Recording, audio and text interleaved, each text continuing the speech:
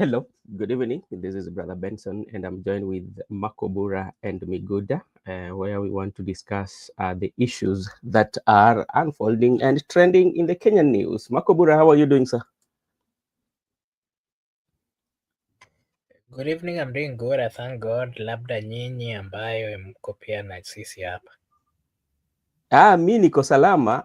Labda kutoka kwa ndugu yetu Miguda. Miguda, unasema vipi? Mimi niko swadakta. Ni tu njeve pale niko kuna njeve mob sana. Njeve ndio nini? Unajua kuna wale ambao hawaelewi lugha ya mtaa. Ukisema njeve inachukua mtu muda mingi sana sana kutafakari njeve ndio nini. Labda ukitufafanulia zaidi. Unajua saa zingine ni vizuri kuchanganya ndimi. Na kwa maoni yangu njeve ni ile lugha ya mtaa. Na njeve ni baridi. Okay. Hiyo ni mzuri sana. Makobura, na wewe je? Mimi niko salama. Vile tu amesema baridi iko nyingi huku Nairobi. Niko naongea na rafiki yangu mwingine ako Kisumu. Anapendanga hizi kukimbia marathon. So naonanga mara mingi akikuja mambo ya marathon. Na leo alinipigia nikamuuliza mbona imekuwa muda tangu arudi, kumekuwa na so many marathon. Ananiambia baridi ya Nairobi inamfanya sikuje huko tena. So I think hii baridi ya Nairobi ni ile baridi inajulikana kila mahali. Watu sana wamekakaa Kisumu ama hizi area ambazo hakuna baridi. Unajua sana sana mwezi wa 7 sana sana Nairobi inakuwa kuna baridi mingi sana na mvua ambao ni nyefu, tunasema hivyo nyevu za mvua, so inakuwaga ni ngumu sana, ambao watu ambao hawajazoea Nairobi utapata kwamba wataenda wanatamani kwenda maeneo zingine ili waepuke na baridi ambayo inatokea. Ni sawa hiyo. Wacha nichukue nafasi hii kumshukuru Gibson Kona, namuona pale katika anazungumza na sisi katika pale pa kuandikia. Namuona pia Brenda pia naona amejiunga na sisi. Tunawaambia karibu sana, na tunataka kuwa na mjadala kwa sababu vitu vingi zimetokea. Sana sana tukianza, wacha mtaniruhusu nibadilishe lugha kiasi ndio sasa tupate kuzungumza. There's so much that has happened. Remember there was the young man who was abducted today. He appeared in court. Actually he was brought by the family members, but the news is that he was hiding, that he was not in the custody of the DCI, but like so many people are still wondering, within 1 week you are in the custody of DCI and you know that the court procession is going on. You are not in the custody of the DCI and you could not even send a message to the family member so that to let people know that you are not with the DCI. So that is the discussion that we have. Also today the opposition leaders were in Western Kenya, especially. We will talk about that. They got a very warm reception, especially their first tour was in Luanda.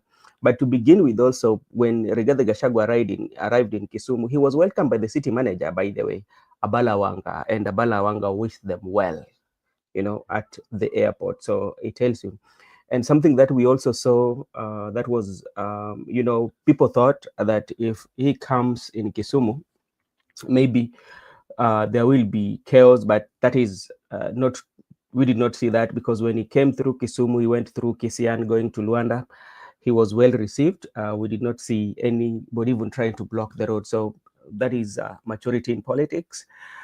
And also the body of Albert Ojwang. These are big issues, and it's something that we need to discuss, especially with the young people. Remember when Kipchumba Murkomen say that when you approach the police station, he gave shoot and kill order, but today you saw what happened. So it tells you, as a society or as a country, we still need to have more and more conversation, especially concerning the leadership, because what happened today, especially, that one should be a call to the leadership, even to the leadership of Homa Bay, because I'm told, like yesterday, before today, there was some engagement at Mawego Technical Institute College. You know, I think like they might have been having the intel that something was supposed to happen, but today there's something that has been communicated, especially with the young people. And that is something that subject to discussion. There's also that video that is trending. Me good, I don't know how true it is. The attorney general is kind of like kneeling while proceeding towards the president. They were in State House. I don't know how true is that photo. I'm still looking at it. But if it's that one, so what does one depict, especially in a society when you are going towards, or you're going to have a function with the president, then you can kneel down before, or you're almost kneeling. So those are some of the conversations that we will be having, and we will want to know your view in the comment section. And also, as our panelist, we will be waiting for Karaoke to come in if he finds time. Ayaga also is in Homa Bay. He just texted me. So if he joins, he will also have to brief us of what is happening at Ojwang's place tonight. So that was what we have. To begin with, Mr. Miguda, what is your take on the appearance of Drangu at the courts? What is your thought on that, and what repercussion does it have on him?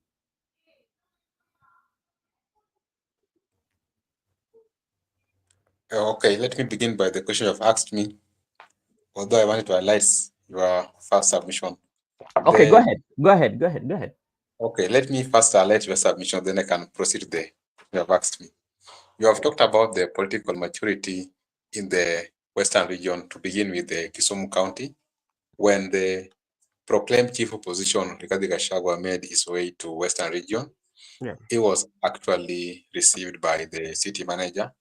City manager, you remember, is an ODM person and actually is contesting the game constituency with the ODM ticket. But the fact that he has allowed Gachagua, who is a DCP party leader, to be received at the airport, that is a good move. It shows tolerance, and also it shows that we, the Kenyan people, we are moving from whereby there was intolerance. We also expect Rigathi Gachagua to allow people like William Ruto to access Mount Kenya, because that is the way it should go. Even Rigathi Gachagua will want to go to Eldoret. We expect him to be received the way he was received. That's what we have been preaching, and it's good when our people are now trying to correct some of the things that have been there. The issue of intolerance, the political tolerance, and also because at the end of the day, we are a democratic state. We have the liberal thinking, and majority will rule, minority will have their say, and we move on as a country. We don't need to stuck where we are. The police officer, the police station was actually stormed by the monarchs. And after they stormed the police station, they torched it. And I remember those days when we were comrades, we used to say that, you understand, the anniversary towers, just opposite the main campus. Anniversary towers is made of glass. So we used to say that anniversary towers is made of glass. So you understand what comrades could have done with the glass. They could. So when they stormed the police station, because they were comrades, we expected they will touch it, and they have said that your police station Tachoma, including Central Police Station, because you understand that Ojwang was supposed to be booked at he was booked at the Mawego Police Station, but what made them to remove him from Mawego to the Central Police Station?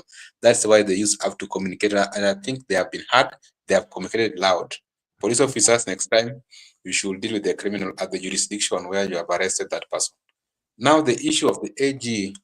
First, AG should remember that Mr. President is not God. He's not even a demigod. He's just a human being. He eats the way you are eating. He watches news. He moves. He uses hair to travel. He can use vehicle to travel. So it's just like he can write with a pen. He even sleeps when he's tired. He can even wake up in the morning. So it's not someone you should fear. I think you should just respect. Even us here in the studio, we respect each other as a brother. Even the channel, we respect the panelists. We respect the host. We respect the viewers, and we respect our subscribers. And that's how it should be. No one should fear anyone here. And that's why we usually tell people that don't believe in this issue whereby someone is saying for you fear. So AG, to my view, Mr. President should just be respected as the state, but not to an extent of kneeling down as if he's a demigod. No. No one should kneel down to him. The court earlier, by Justice Mita, pronounced that the order of habeas corpus to be presented, the body was supposed to be presented either dead or alive, but it was presented today alive by himself. But the order was given to the DCIO. And I'm looking at it in a different angle, though everybody's entitled to opinion. Because there have been many abductions and extrajudicial killings, and the DCIO or the police officers have been victims. Now, if they can use this one to cover up that actually it was not under our custody, the purpose order by the Justice Meter, they are trying to make it look like judiciary, you are too much on us. With the police officers, with the DCIO, with the NIS, we don't have that people, we don't put you in tension. That's why maybe they could have collided with the victim to present himself alive without being presented by the DCIO. Because the question is, if order was given yesterday, why was he appearing today by himself, even though he was never brought by the police officer? So he could even appear tomorrow or Monday. It was not urgent and important for him to appear today. The fact that he appeared today with the head shaved and he appeared tireless, that's indication that he was being held under police custody. Because if he was hiding by himself, he could even appear next week Wednesday. So to me, I don't believe the person who appeared by himself. Maybe they could have collided with the police, the DCIO, so that they can be seen that they are not part and parcel of the abductions and they're not part and parcel of the extrajudicial killings. Okay, thank you so much. And let me answer. There's something here. Father, thank you so much for joining us. And Gibson is asking, Father, what is Juogi? Juogi is spirit. Spirit. That is what we call Juogi. In Luo community, sometimes there are so many incidences whereby somebody is being ferried home when they're dead, and along the way, the car or the transportation machine just decide to have a mechanical breakdown, and when it happens, they will start to look at what is happening, look at the history, and sometimes they will say, okay, the head is facing this side, so what we should do, we should change it. Amekataa kuenda nyumbani, vitu kama hizo, labda likosana na mtu aombe msamaha. So that is the spirit, Mr. Gibson Corner. So sorry, Mr. Gibson Corner, that is spirit Juogi, spirit in Kijaluo. So if say spirit imekataa, Juogi odagi, in other words, kwa Kijaluo. Hello, Makobura. What is your take on the same concerning the guy who presented himself in the court? Then we will also have to discuss about the Ojwang's case into detail right now. After that, Mr. Makobura.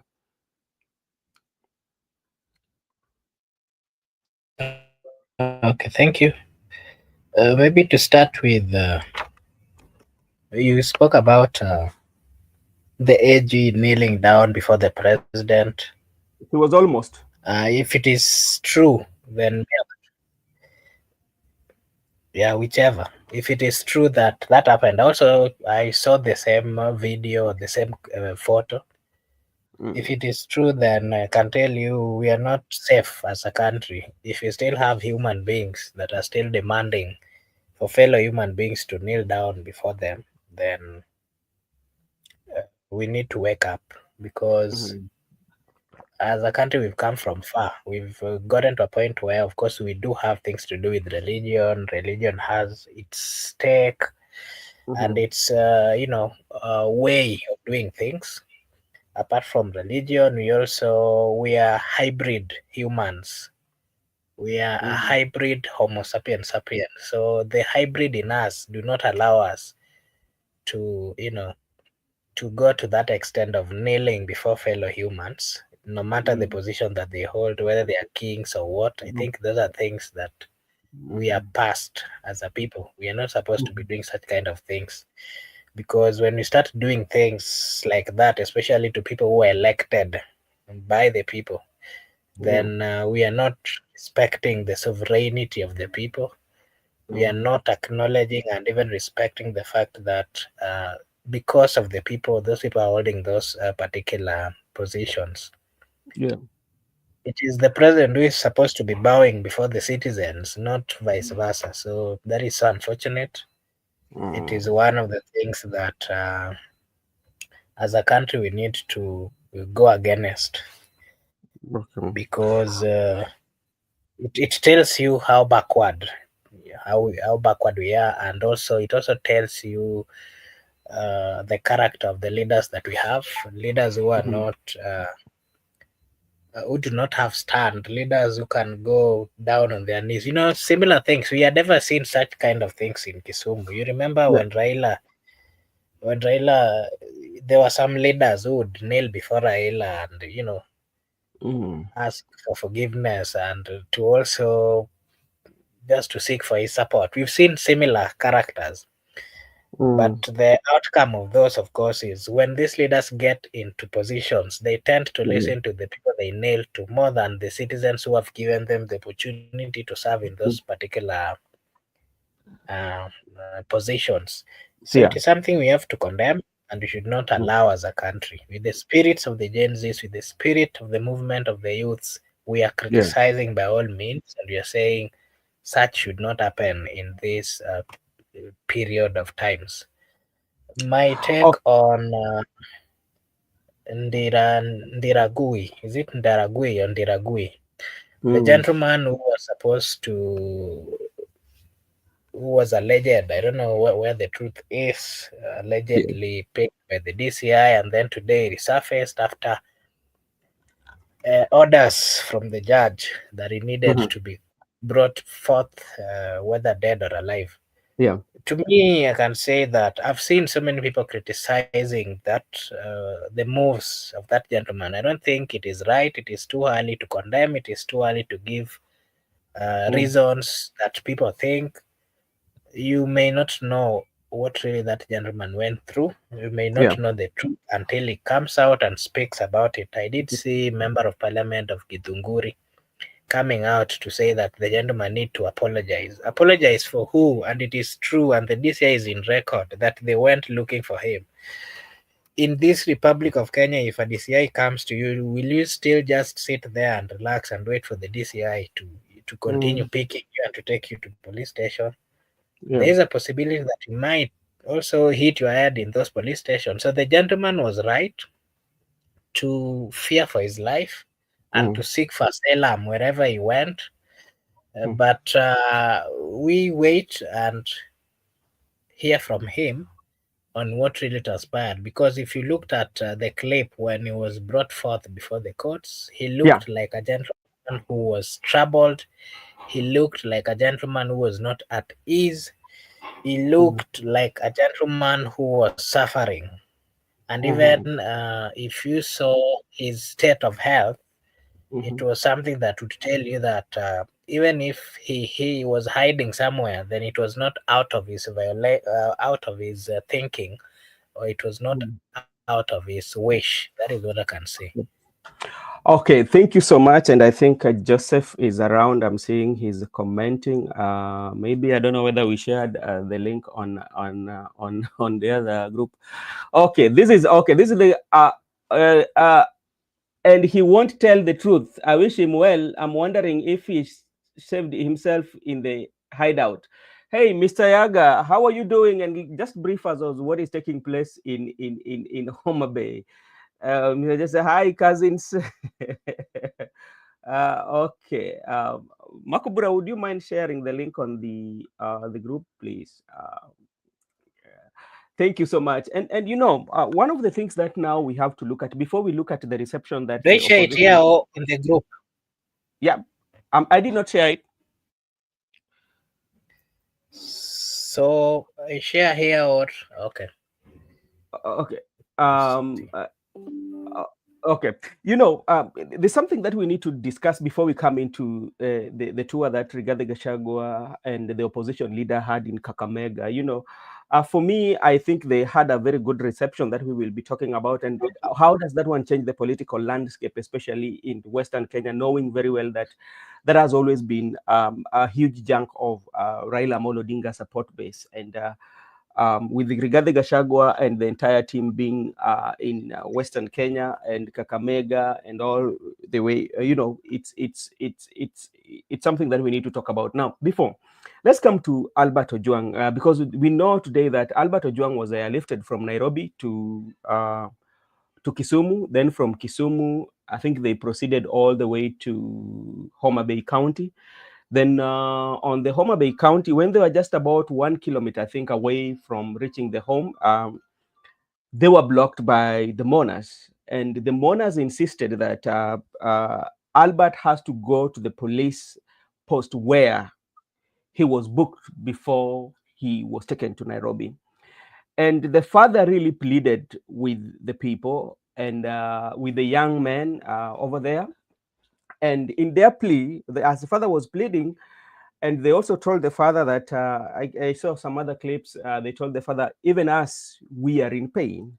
So what happened? They took the body from the house all the way to Mawego police post. And when they went to the police post, from intel that I'm getting, information that I'm getting is that it was a huge crowd, mobilized, organic. They mobilized themselves. And the police had to give up, and the place was set on fire. So, and if you see some photos, the police are just trying to salvage a few of the items from the post, and they were just standing there stranded. And that one's remind me and of what I said earlier, that there's that I'm not a community. I mean, like a conversation that we need to start, because remember what Chumba Murkomen said, that anytime anybody come near to the police station, he ordered shoot and kill.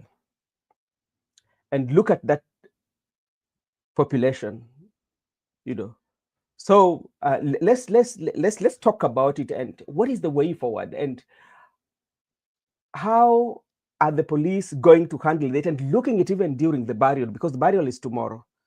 Yeah, and the intel that we have is also that I'm getting that information that even yesterday, the governor for Homa Bay, Her Excellency Gladys Wanga, was at Mawego, and maybe she had an intel, maybe something of the sort could happen. So it was a way of talking to the young people about what is going to happen. But the young people are not buying it. Another thing that we saw with this crowd was not mobilized. This crowd was organic. What does it one tell you? To begin with, let me invite our brother and a friend and one of our good panelists, Mr. Joseph Karaoke. You've been missing for quite a while.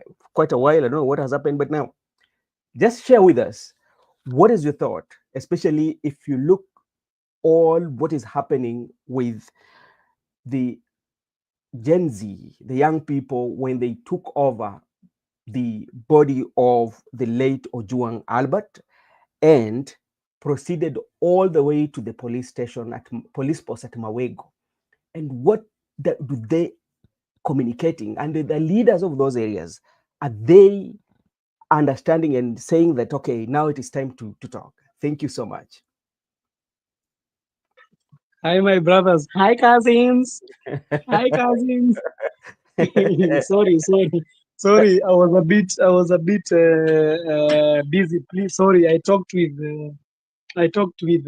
Kevin Ogura, my brother. Yeah. And told him about I was a bit busy. I had some work this week. Yeah. About this week, I had some time which was there's work, some work which I was doing. Sorry, somebody distracted me there.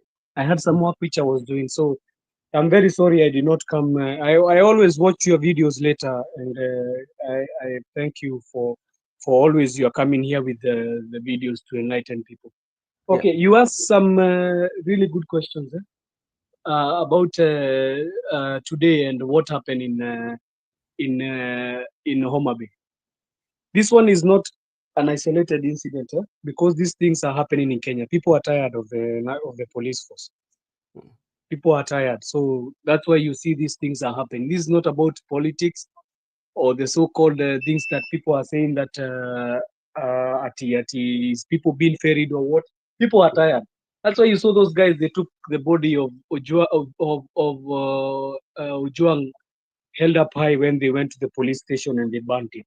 If they were just going to demonstrate on it, they could have not burned it. But if you see somebody burning a police station, it means they are very angry with the situations that are happening in the country. There is nobody who is going to stop this river to flow. This river is flowing. If you try to get on its way, it is just diverting the course. So there is nothing they are going to do, whether uphill or downhill, that is going to stop this river from flowing. It's just coming out. We have such leaders today that don't care about people. Yeah. So people have stopped caring about them. That's why you see, so even the police, they don't care about the people. That's why you see even the people don't care about them. Have you seen any military barracks being burnt? You have not seen any military barracks being burnt or people going to near the military barracks to demonstrate. It's just the police, because people are angry with them. They are angry with them, and this one is being advocated also to the executive, because these orders are coming directly from the executive. You hear a stupid guy saying, if you see people in the police station, you shoot to kill. Yeah. Brother, did you see the news today that not the news on Thursday? Was it on Tuesday or when? Those guys, they did not. Morcomen was not in the Oraita Gambao. He was not in the bar that time. There were only 2 police officers. They were answering the case of Boniface Karaoke. Did you see Morcomen there answering that case? He was not there. So this guy trying to tell us that he shoot to kill. Also, the police are not stupid nowadays. Huwezi kakuja uniambie mimi nipige risasi alafu mimi nitasimama kwa mbao peke yangu. So people also the police, they are fed up, brother Benson. Not all of them will speak, but inside them they know they are fed up. So that was my take. This one is something organic. That's why you said the crowd was organic. They don't need to be paid. Maybe I'll hear. Maybe it's called who? They are called who? The people who enter the government. What do we call them? The technicians, or what are they called? The experts. The expert. You hear them saying that the people are ferried from some place. So we are waiting to hear what will be the response, because I think this one even has shaken our sister Gladys Wang. I don't think she knew that it would happen. Yeah, thank you so much, Mr. Karaoke, because nobody knew, because remember, the reason why I say that nobody knew, based on the activities that has been happening, because like even from yesterday, I got an information and somebody sent me a clip whereby the security apparatus, actually they were at the home of Ojwang's place, and based on what has been done, especially the money that has been used, especially look at of building up a house, providing of some meals, and even like electricity and all that, but still this is not registering to the young people, and the young people still feel like there's something that is missing, and at a point whereby they decided to go to the police post and say that, okay, this is what happens. Miguda, if you want to give it, what is your take on it? I have my take, and let me begin by saying the case of Ojwang is like the proverbial young man who went out. But not that this is not what I mean, but I'm just trying to highlight what I want to say. A young man went to hunt, then if he kills an elephant, the poverty ends. And if the elephant kills that young man, the poverty ends. So that's how the case of Ojwang looked like. But I don't support. That's what I want to say is that the governor of Abyei, Wanga, yesterday actually, she got an intel that comrades were hungry and comrades were organizing themselves. And the issue of organizing is organic. And because of the social media, we create awareness, and people are able to mobilize very fast within a millisecond to a certain cause. So when governor had that intel, she had to run to Mawego Technical Institute, and actually she gave the comrades, each and every comrade who was present, 500 shillings so that they can be silenced. And on top of 500 shillings, they were given a bull so that they can slaughter the bull. I don't know whether they're 3 bulls or 2 bulls. So comrades were very happy. They hate the bull. They hate the 500 shillings. But you know, the good news is you cannot silence a cause. You cannot silence a cause. You cannot silence an idea. You cannot kill. You can kill Albert Ojwang, but you cannot kill a cause. You can kill Albert Ojwang, but you cannot kill an idea. You can kill Albert Ojwang. You cannot kill a cause. So after governor was contented that things will move swiftly, yeah, and I reflect that character because you don't use money to try to cover up things. You just let things happen the way they're supposed to happen. And even today in the morning, I saw like 3 Land Cruisers at the Albert Ojwang's home, and the people were charged, and they were saying, "Okay, we have hate your money, we have heard you, but you must heard us too. We must communicate." And I was very happy because they communicated, and they were trying. Because they tried to suppress the family of the deceased, but the spirit of Ojwang was still alive.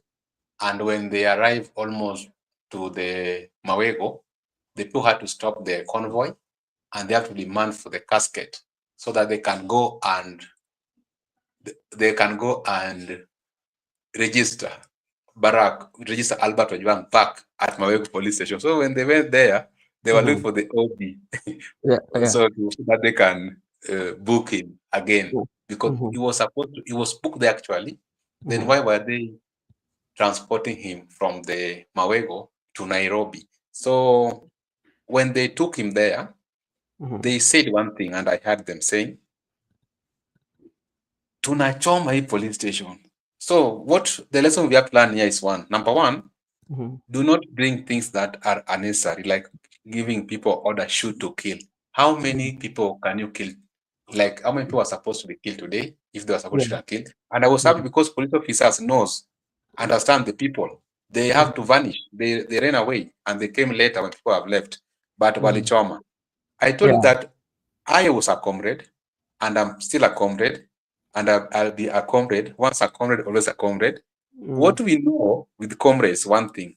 I told you we were at main campus. People used to say that this anniversary towers is made of glass. So you understand the consequences of it being made by glass. Now, these people are saying, police station to Tachoma. And they were saying even previously in Mandamano that Central Police Station to Tachoma. And this was said, what Tachoma, some 2 places, which I don't want to mention here because of the security reasons. But what you must know that comrades, they are united, they create awareness, and they communicate, and they are very much organic. They have nothing to lose, and they don't care because they are by themselves. And when they have one person who can organize them, they will communicate with them. So my point is, I'm happy because actually the people were heard, they spoke loud, and that is the reality on the ground. There's nothing like you want to suppress people with money or bull to keep them quiet. We are saying that the act by police officers to kill Ojwang was wrong, and even if they were compensated, even if they were given money, but we must communicate that it was wrong to kill a comrade of such caliber. Therefore, I believe that, to me, I'm happy because other than the so-called Juogi, and the spirit has been cited by Jeff Sokona, Juogi of the Luo people, but they have communicated to the state. And thank you so much. Thank you. Thank for protest disrupt Kisumu Kakamega Highway ahead of opposition rally. Ayaga just sent me. Okay, Ayaga, I'm seeing one here.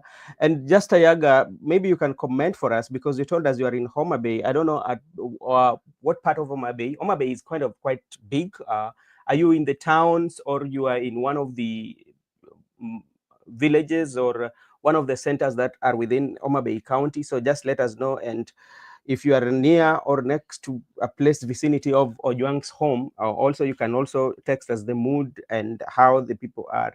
Makubura, connecting that with what Miguda has said, whereby we've always thought that money is the solution of everything, that when there's a problem, especially when we are faced with a problem, the first strategy that we look at is to provide money or give incentive, but we are not solving the solution. Why are we not fast learners, especially in this country, whereby we feel that money is the solution for everything that usually happens. Okay, thank you. Maybe first, I've been saying here that we have a problem in Kenya.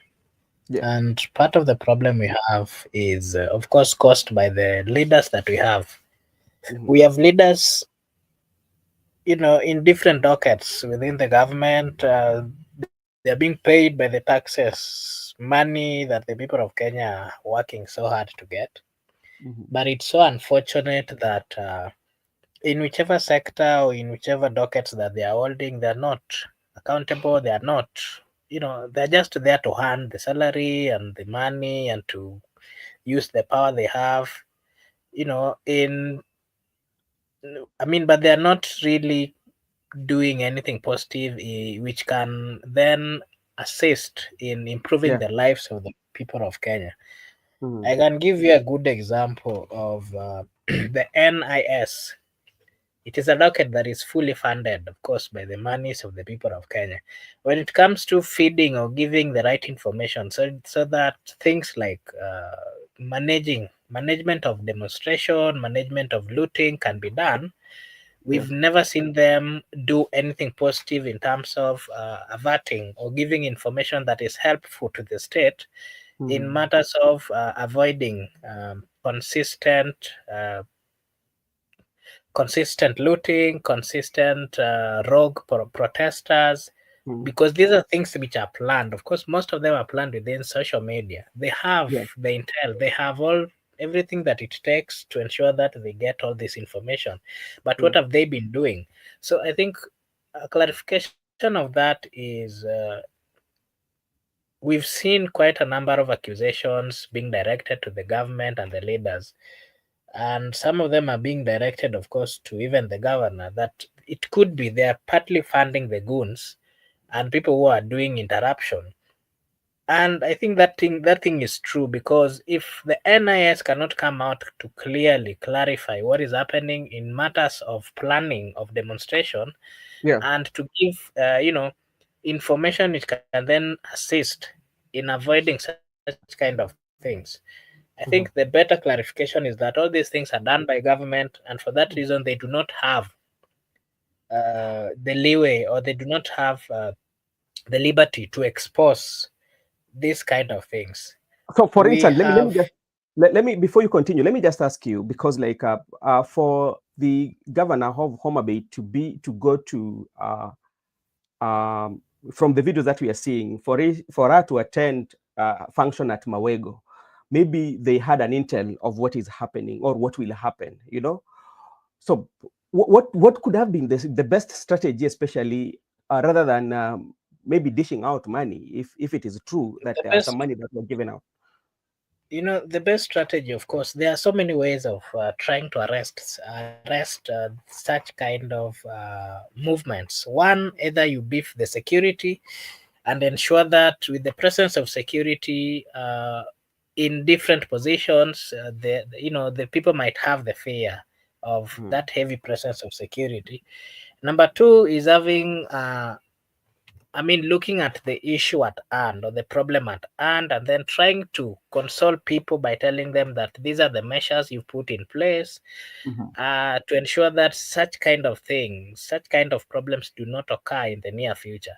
You simply give an assurance, and partly you show you show it from your deeds, from your wordings, that you are truly acknowledging the fact that there was a problem. That is one thing that we've never seen with the politicians, especially those from the Luo land. What we are seeing is that life has been lost. Instead of them putting pressure so that justice is found, what we are doing is they're giving money, building house, of which there's no problem building house, but giving 5 million, is it equivalent to the life of a teacher who was killed? It is not. And again, even the issue, the steps that are being taken by this government or the relevant authority in matters of investigation, they are very slow, There is no transparency that the people of, like, in short, there is nothing that is really giving hope to the family and to the people of Kenya that justice is going to be found. And that is part of the reason why you see the people are very angry, and they are willing to do anything just to, let the people responsible that they are not happy with the bad things which are happening in this government. Okay, thank you so much, and also let me engage Karaoke on the issue of the money, and now when you see everything is happening, like we have the protest and we have the people who are asking for justice for Ojwang, and the rumors are coming out, their money were given, or everything that has been done, the money has been poured in a way to calm the situation, to feel like things are going well. That's okay. Then the other side also, you are seeing whereby the economy is not doing well, but at the same time you're seeing politicians and people going around the country doing empowerment, like we are supporting empowerment, whereby a total of like a day 4 point something billion, not billion but million, 4 point something. The other day I saw it was almost like 4.5 million. That is a day. That is it's collected. And remember, this 4.5 million, it's for not even a constituency, for a group. But what if we can reflect, take this money and even put it in a constituency so that it can at least help assist the entire constituency. Mr. Karaoke, why do you think that we value money so much rather than tackling the issues that are facing us?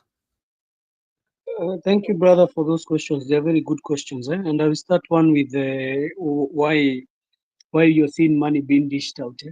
For one, if you want to know a government has failed, the government will start with this so-called empowerments. Because what I know in myself, we are not supposed to be empowered to do anything. What they're supposed to do is be able to finance the institutions that are the ones which are supposed to be able to help us in empowering ourselves. I don't want to be shown I don't want to be given a fish. I want to be shown how to catch a fish. You see, you'll give me a fish today. What about tomorrow? What will I do tomorrow? So when you want to know a government is failed, these are the things that you need to look to. Don't even go very far and to look at what they are doing in other places. Just look at why have they brought the empowerment. They know that the economy has failed. They know that that people cannot even put basic needs. The simple things like food, shelter, and clothing. It's a problem for the common man. He cannot even put food on his table. So what do? If you see you're failed, you start to do these so-called things you call empowerments. Because you have looted the country dry, you have billions of money in stash accounts. You start removing them from the stash accounts and start to distribute them to people. And because the people are poor and you don't have food to eat, Brother Benson, you just go for those forums, and you'll be given the 1,000 and the 2,000 and the 500s. Even now they are going to 200s. You'll be given the 200, you go and buy something small to cook, because you don't have even something to eat. So this is just a failed government. There is nothing that we can rescue from this government. It's just failed, because in all sectors, brother, go and touch all sectors. If you want to touch all sectors. Today, even I saw the ICTCS saying that they are going to, I don't know, they be shutting, I don't know, TVs when there is demos or what. So all sectors, go and look. This guy touched all sectors. There's some fabrics in the country you are not supposed to touch. There is fabrics in the country you are not. The software in the country you are not supposed. There is things in the country you are not supposed to touch. One of them is health. Health is a very major issue in a country. Don't touch the healthcare system of people, because there you'll be taking away their lives, and taking away their health. The second thing is education. Never touch education of a country, because when you start touching an education of a country, you'll be destroying the future of that country. The other thing that you're not supposed to touch, the other thing that we always come to, don't touch on security of a country. Because if you touch on security of a country and bring somebody who does not have brains to use, so that he can focus on what he can do, so that to mitigate between the police and the people to be together, that one you have failed. The fourth thing that you're not supposed to touch is the economy of a country. You're supposed to better the economy of the country. You're not supposed to make it problematic for people that they cannot even do a business. Can you imagine somebody who is coming from outside country coming to start up a business, cannot even be able to know which business to run because the government has been raiding on these businesses. You cannot even be able to know if your business will be safe. You imagine we have been having, you know why I talked about insecurity? I'll come back to it. We talked about insecurity because did you see how many people lost their money in Nairobi just because of the one day 25th June 2025? Yeah, a lot of people lost their imagine somebody opened his shop, he has 4.5 million in his shop, it's all gone within a day. Where do you expect this guy is going to go back to? You have taken him back to the grass, you have taken him back to the problems. So these things which are very essential to the country should not be touched. I don't know what was the problem with NHIF that we needed to change the name because the NHIF, which I knew, it was working somehow. What we could have done if you are a good president is just work on the NHIF. If it is saying, if you wanted to change the name, but don't come and change everything. You are changing the system. You are changing. Just try to better it. You are saying it is full of corruption. Or is SHA even better? Have you created it better? What will stop it to be corrupt? We have other things, fabric that we should be having in a country. Integrity is also one of them. We have been having leaders who are stealing left, right, and center.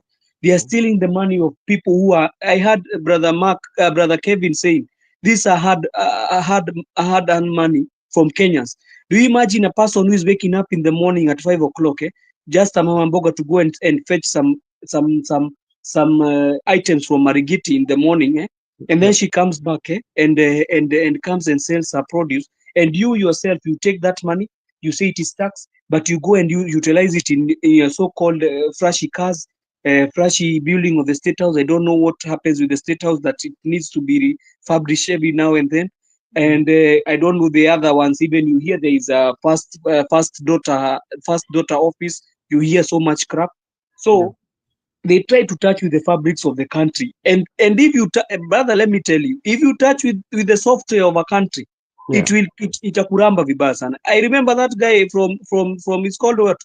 That guy who was in Shakahola. Huyo alituroga bwana, huyo jamaa alituroga, alisema kitawaramba. It is ramba like a nonsense. Imeturamba kuturamba, si mchezo. So on Ojwang, on Ojwang issue, this brother will never rest until justice is found. You have seen today, his blood is still crying out for justice.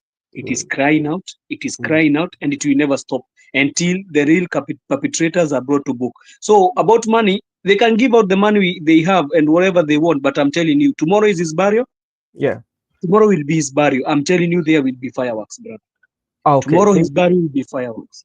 Yeah, we will be monitoring, and I know I have a few of my friends. I will be keep on asking them to tell us what is taking place on the ground. But as it stands right now, there's also some according to the tradition. I don't know how their traditions, especially like when it now comes to the home.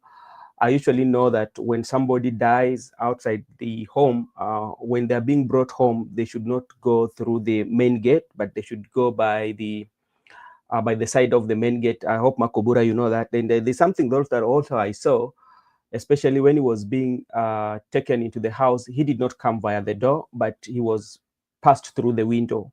So I don't know what that one means, but with the time, we will ask our ancestors or those who are still the living one, the old wazes from the community, so that we can know the reason why that one happened, because that one is new to me. I've never seen that. Today I'm seeing it at Ojwang's place. You saw that video where the body was instead of coming through the door, it came through the window. I saw that. I don't know that one. So Miguda, when you see what is happening, and we want to connect it to what Esther Passaris, the public order bill that Esther Passaris was trying to, is proposing, so that can be to protect places like the police areas and all that. When you look at this bill and what is happening, that instead of like what is happening and what people are going through right now, Do you see that this bill is there to solve the issues, or this bill is there to control the masses?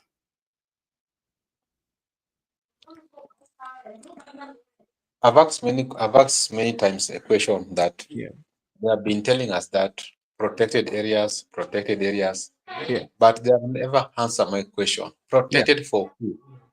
Because if State House is protected area, or parliament, or police station, or military, does it mean that people are not there? Like, I've given an example. I'm a football fan. I used to watch footballs at Ulinzi Complex Center, most of the games. And I've never been told that this protected area, you can't access here to watch football. I've been watching football at Ulinzi Sport Complex. I've gone to parliament several times when I was in school. Used to go there for a certain project. We were never ejected out that these protected areas, you cannot come to parliament. We have many police stations to record the statements. We have never been chased away that this protected area. People have been to State House for luncheon. We have never been chased out that this is a protected area. So this question of protected area, for who? Is it protected for citizens? Is it protected for terrorists? Is it protected for criminals? So we will need to be answered that question. Number two, I've asked about the issue of the bill. The bill itself, it is not for the masses. It's just to sweep. I think Pasaris was sent by somebody. They used to tell us that order from the above. Maybe above sent Pasaris to try to bring those issues, or someone who is feeling that when people demonstrate is being threatened.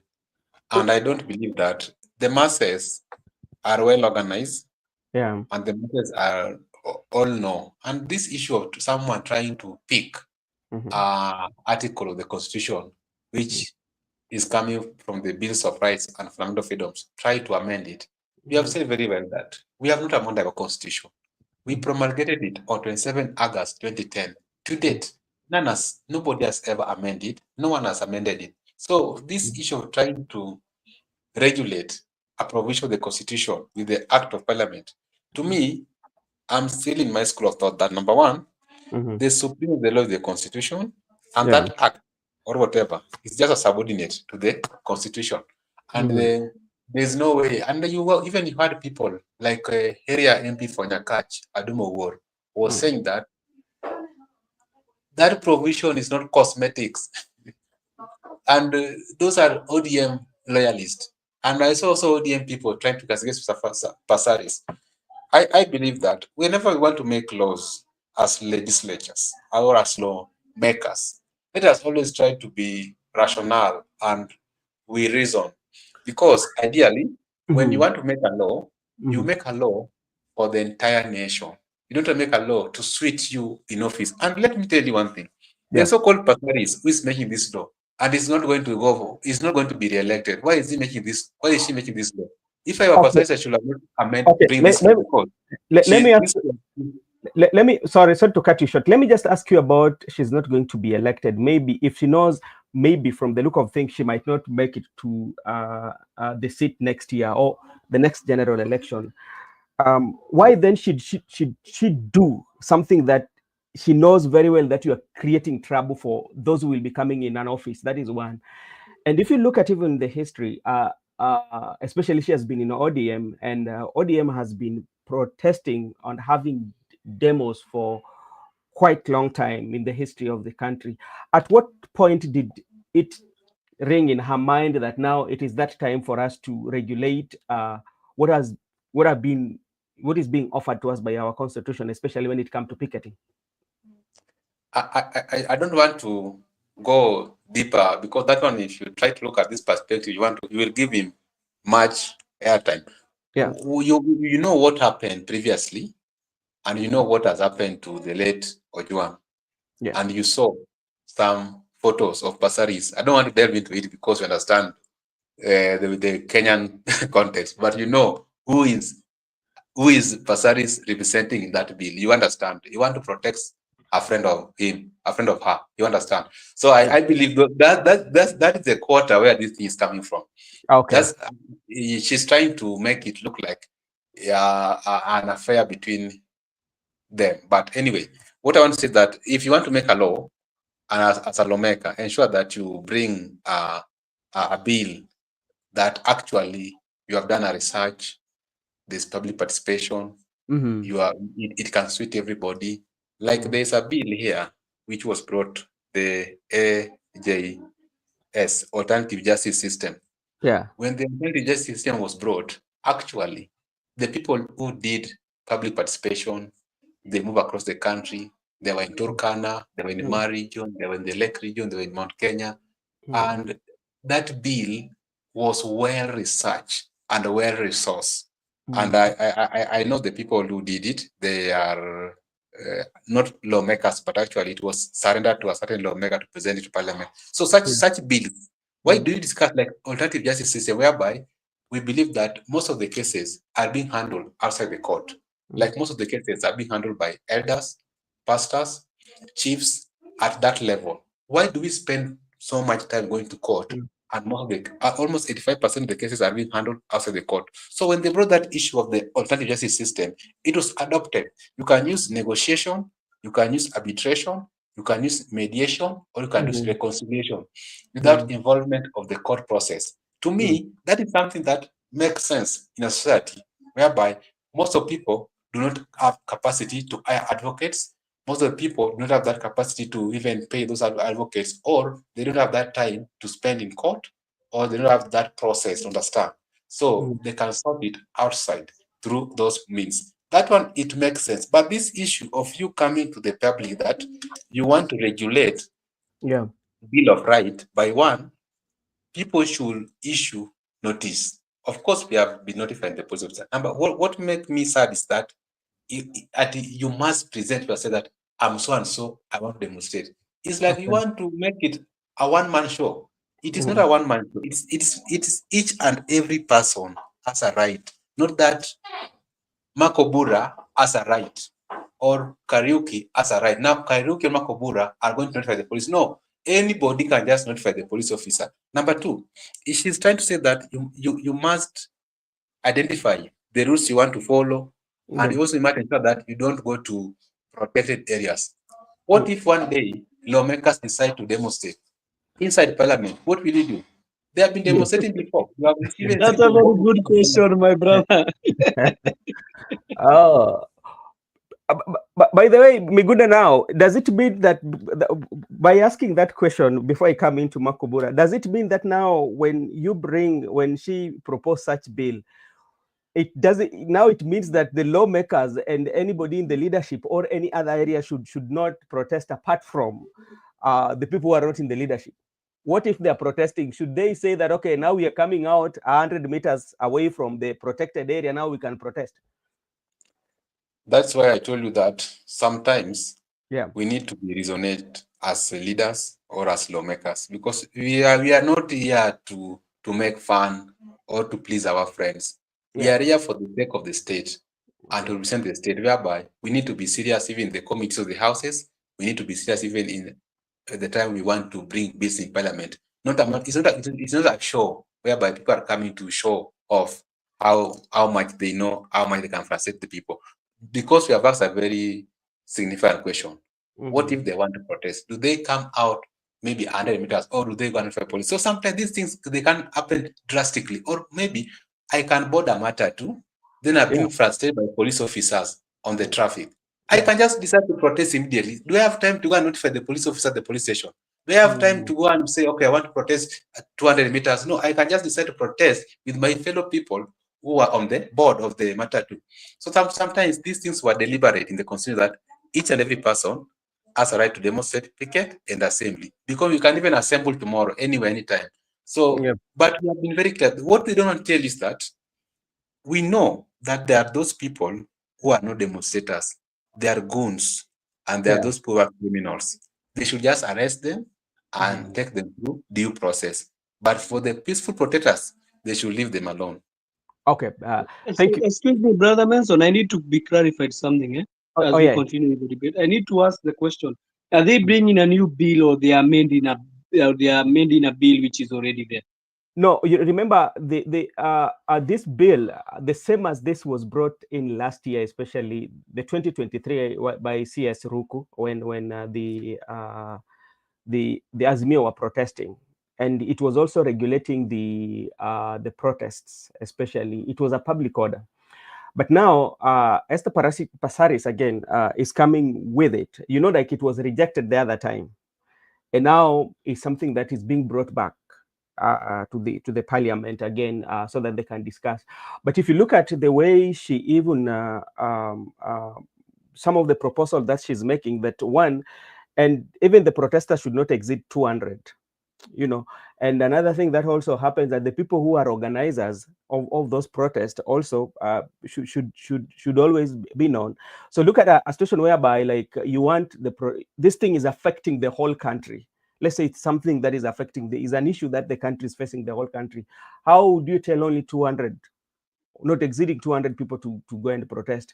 Like to give, for example, finance bill that was affecting almost everybody, So anyway, that is politics. But we've always seen this, especially with Kenyan, sometimes with the legislative, our legislatures. Sometimes they come up with proposals that tend to save them, or tend to protect them for a period that they feel they are still in power, or they feel like maybe in the next few days we will be having power, so that it can protect them. Remember the security bill that was passed immediately after the nullification of the election, the one that Maraga did immediately. They came into parliament. Immediately now, Uhuru Muigai Kenyatta became the president. The Jubilee faction came up with a bill concerning the security, but that security actually came and affected President William Ruto then, when he was a deputy, when he was trying to campaign. So we've always seen such like events, especially to come up with the law, depending on which side where you are. And if you look critically on the Esther Passaris bill that she's proposing, it doesn't make sense to me. It doesn't, because it's not something that can be used for perpetual. When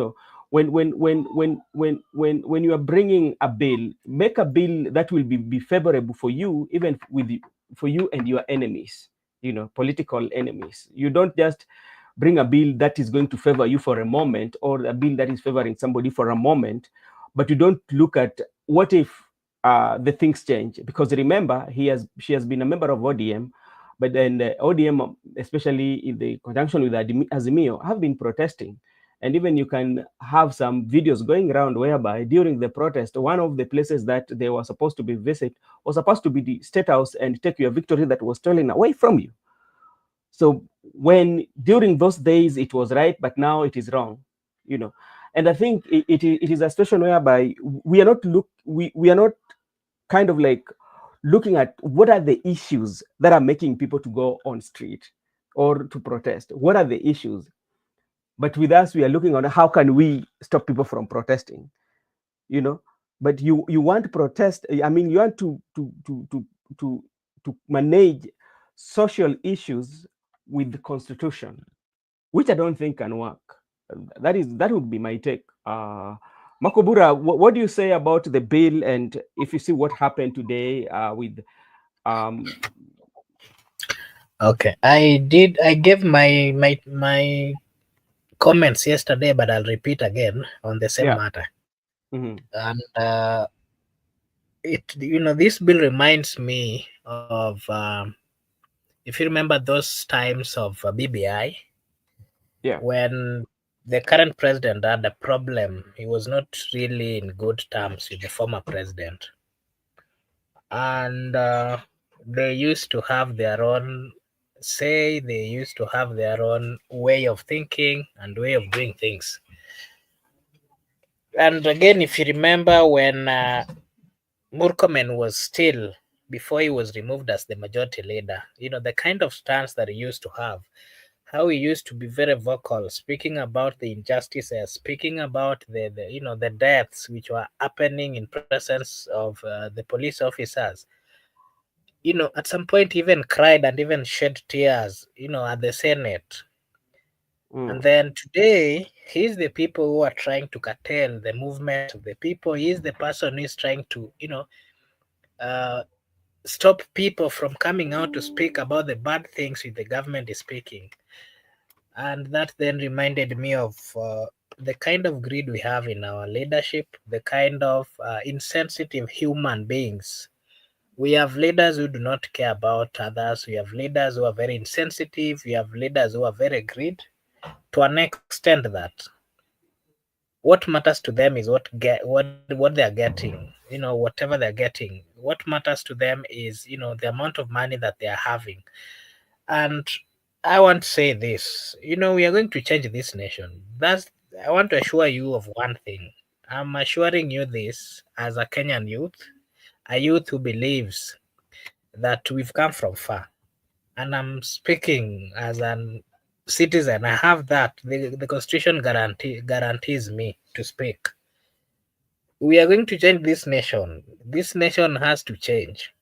And we are going to change it. Even if we are going to use our life, we will use our life to ensure that we change the nation. We want a nation that is favorable. We want a nation where a Kenyan or anybody would come and, speak their mind, and without fear. We want a nation where someone would be arrested and taken to court and justice is, prevails. We want a nation where if your brother or sister is arrested, you have that faith that he is in a safe place. We do not want a nation where you are picked and then you are going to be killed you're going to be killed in a police cell. For that reason, they have curtailed our movements. They have used all the means to try and curtail or stop the movements of the people. That is why we are seeing this socialite Bimbo trying to come up with a bill that is not favorable, a bill that is going contrary to what the Constitution says, a bill Brother that Brother Kevin, socialites. she's a. I heard Miguna called a socialite. Yeah, so we need to be very categorical in this matter. Without fear of contradiction, we are going to change this nation. Eric Ayaga, we are going to change this nation. Whether you are in Jubilee, whether you are in ODM, be ready that you are changing this nation, because we cannot continue suffering in a country that we have everything. This is our nation. And that is why I like the Gen Zs. I like the youths. Let no one not come and tell us issues to do with the tribe. As we are tribeless, let them say that we are leaderless. There is no problem, because when we elect Eric here as our leader, they will bribe Eric. They will tell Eric that they are going to give him a ticket to run for Nairobi governorship. We do not have leaders. We are going to remain the way we are. At the right time, we will make the right move, and let no one not lie to these leaders that we are supporting Gashagwa or we are supporting Kalonzo. We will cross that river when we get there. The first thing that we are focusing on now is the people that are trying to curtail our movement, the people who are trying to stop us from speaking our minds. And someone cannot come up with a bill and tell you that if you're going for demonstration, you're not supposed to be more than 200 or 500, that you're not supposed to go near some buildings. And the question we're asking is, someone was arrested from their home, brought to a police station, killed. So are we supposed to keep quiet? Are we not? Are we supposed to keep quiet and not speak about the killing? If we go to a parliament where our representative, people that we woke up very early in the morning to elect, sits, if we go to ask them, what is the problem? They tell us parliament is some special. I wonder how special it is. And the life of a Kenyan is not respected. I wonder how State House is so special, and you are being told that we cannot go there, and someone was killed. Those are the questions that we are asking, and we are very categorical. This nation has to change, whether it is by force or by fire. We are going to do everything it takes to ensure that we bring the glory of this nation back. And on that, me will always go for demonstration, whether it is called today or tomorrow, which day I will go. And I'm going with these reasons. I want a better nation. I want a nation where there, we have we have jobs, a nation where people are loved, a nation where you can wake up and go to work and come back and you are safe. We want a nation where you can speak your mind. If you go to police station, your safety is guaranteed. Those are part of the things that we are fighting for. So whoever is thinking that they can curtail our movements just because they've been given billions. And I also wanted to say this. After this demonstration, this Sabasaba, there's a movement that will, because we've gotten to a point where the members of parliament and leaders are not listening to the people. I concur and I agree with the gentleman who said that the movement that should then, we should now continue with is going to the homes of these members of parliament. I think that would also be a call, a wake-up call to them and a reminder to them that they cannot be sitting in their homes, eating our taxes, not paying taxes in those homes, and then now they think they're so special, and now they are coming up with bills which are killing the people of Kenya. That is the next movement. And then after that, the other thing is anybody who has ever been into politics and they amassed wealth, they looted, we shall go to their homes, into their business, and we shall ask them to give the people of Kenya their money back. Okay, thank you so much, Mr. Makobura, for that. And I'm glad today we've joined with Eric Ayaga. Eric Ayaga, how are you doing, sir? I'm good. How are you? Long time. Long time. Where have you been, my brother? Did you move? Ulitoka Nairobi, ukaenda wapi? I'm in Nairobi, but saa zingine ni kutembea tu. But now I'm safe. I'm in Kenya. Mm-hmm. I'm within the boundaries of this country, and sometimes you need to do that and that to know where things are at now. Many people have accused me of being in the government, of CGO, doing that and that. But sometimes you gather things to know where the world is going to. But I have been warning our people, and this is something that I've been consistently saying. Mm-hmm. Our people, if they stick to this government, and the owner of this government told them, when the only thing that Ruto said, which it is true, that there is nothing like deep state. The government is given by the people and the God. So if they still believe on something called, those things called deep state, we are sorry for them. Because, if you see the way the likes of Opondo Kaluma are tweeting, you never think that thing can happen in Mawego. And I will not be surprised tomorrow when he's accusing Gachagua of inciting the...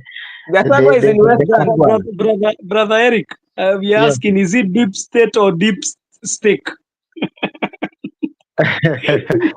So I will not be surprised tomorrow if they accuse Gachagua or anybody of inciting the Kasipulians. There is two main events that have happened in Kasipul, and if you look at the constituency of Kasipul, it falls in what some people call the Onyango Karabala.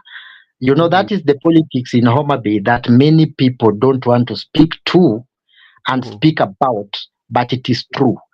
These Onyango Karabala people, it is the greater Karachuonyo, something that was called Rachuonyo district. This Rachuonyo, when the county issues came, it was divided into three, which it is today Karachuonyo sub-county, where Adipo Kuomi is MP, and Kabondo Kasipul, where Ivo Bara is MP, and the greater Kasipul Kabondo, which we now call Kasipul, where Yugi's town is situated, where Ongondwere was the MP. Nowadays, they only use the name Kasipul. So this is, if you look at the voter register, Kasipul is now the young, I think they have around 70-something thousand, followed by Kabondo Kasipul at 90, and Karachuonyo had like 108,000. So if you take the greater Kasipul, the greater Achonyo, Oronyango, Karabala people. Those people are the owners of Homa Bay. And if you have been keen looking the crafting and the politics in Homa Bay, that's where this guy called Owedi. If you follow it, even he brought a certain logo the other day. And many things are happening. And the watchdog, the guy who was watching for Wanga in the greater Karachuonyo was Ongondowere. And Ongondowere said it. The people who are targeting Mama and can't reach Mama, I am the target. And he was the target. And if you look at that greater constituency, that is now 3 constituencies in Homa Bay, it has a lot of political figures that are calling it in Homa Bay. All these great names, you can hear Oyugi Magwanga, Evans Kidero, all these great Okay, Ayaga, I hope your internet will come. Names in Homa Bay, yeah. Apart from this constituency. All right, thank you so much, Ayaga. Let's wait for Ayaga because there's a question that I want to follow up with him because, and we will come here and discuss about the Kasipol, because we also have the guy Aroko. You know, Aroko also is a very tough guy there. He's very eloquent. Yeah, Good Life. He has like AKA Good Life, Aroko Good Life. So he's also vying for, I think he will be vying for the Kasipul where Kongondowere was, and where the son also seems to be making inroads and is being supported by the leaders.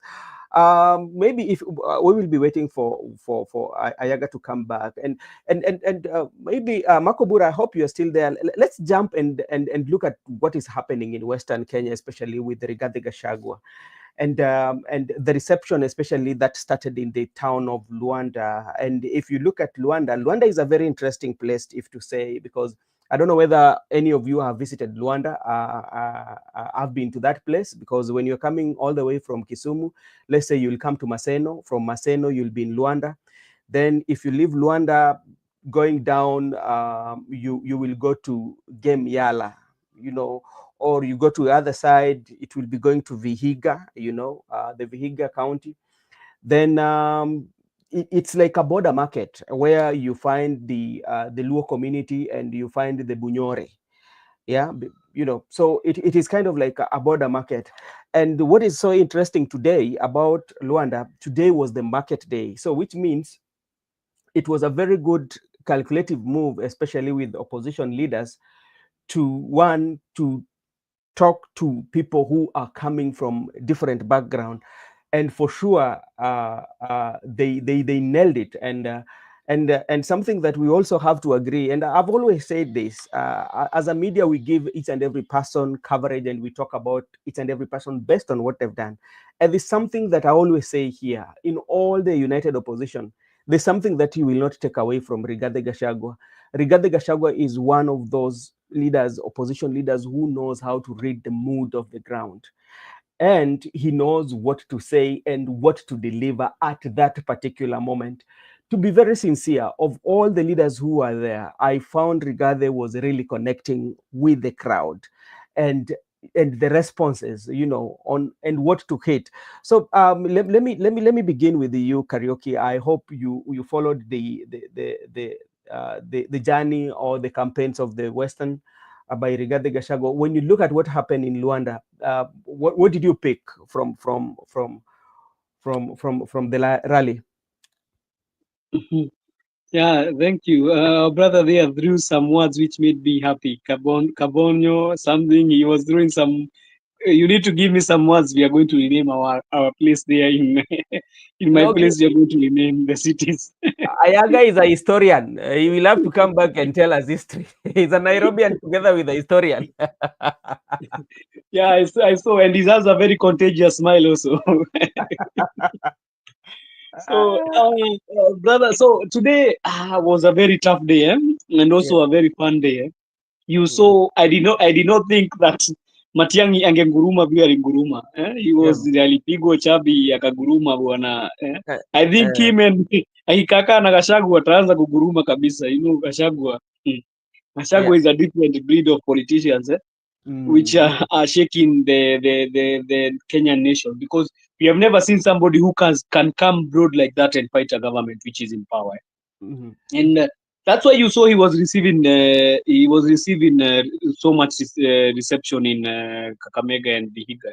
Yes. You could see him when they were calling Big G, people would shout everywhere. Yes. They would shout everywhere and say and clap and say, hata nisikia jamaa mmoja akisema hapo Kalonzo akisema nataka ku welcome brother yangu Big G. A guy there was saying, mulete. So they wanted to wait for it. And I love the way he conveys his message. It's not all about his personality, but how he conveys his message. I think people resonate with him in the ground because they hear his messages. And they like to hear him akitoboa. Unajua Wakenya ni wale wa toboa. So when he was toboaring today, and the high cousins, it was a big nini. So this one is a shaking strategy. If those guys continue like that, they give Ruto a very big headache, because you know what Matembea is doing there in the ground, and you know what Gachagua is doing in Mount Kenya. So I think it will be another shaking. And another thing that I might add, because if you look at the interview that that Matiang'i had before they went on the ground, it was an interview that Matiang'i was not coming out to be a puncher. Like in Kenyan politics, it requires that punching and coming out very, coming out very strongly. That Matiang'i still, I don't think that he still have it. He's still not having it on how you can come out and electrify the crowds the way Rigathi Gachagua does. But today I saw he talked about Arambe one time, which he has avoided ever since he came into limelight for running for the presidency. But today I saw he's there. So I think he's learning with the time. Ayaga, how are you doing? You started to talk to us about your people, and right now we are talking about the tour of the Opposition United headed by Rigathi Gachagua in Western Kenya, especially when you're looking at Luanda Market, where it is a border market. You find the Bunyores, the Luos are there, especially when you're coming from Maseno. You come from Kisumu, Maseno to Luanda, then you pass Luanda, go to Game Yala, and it's like and the Bunyorans. What is your take on the opposition tour, especially in Western Kenya, and what can you give them in terms of percentage? And brother, can you tell him to name that Kabondo Kasaput? I like that name. I don't know what's happening with his network. Ayaga.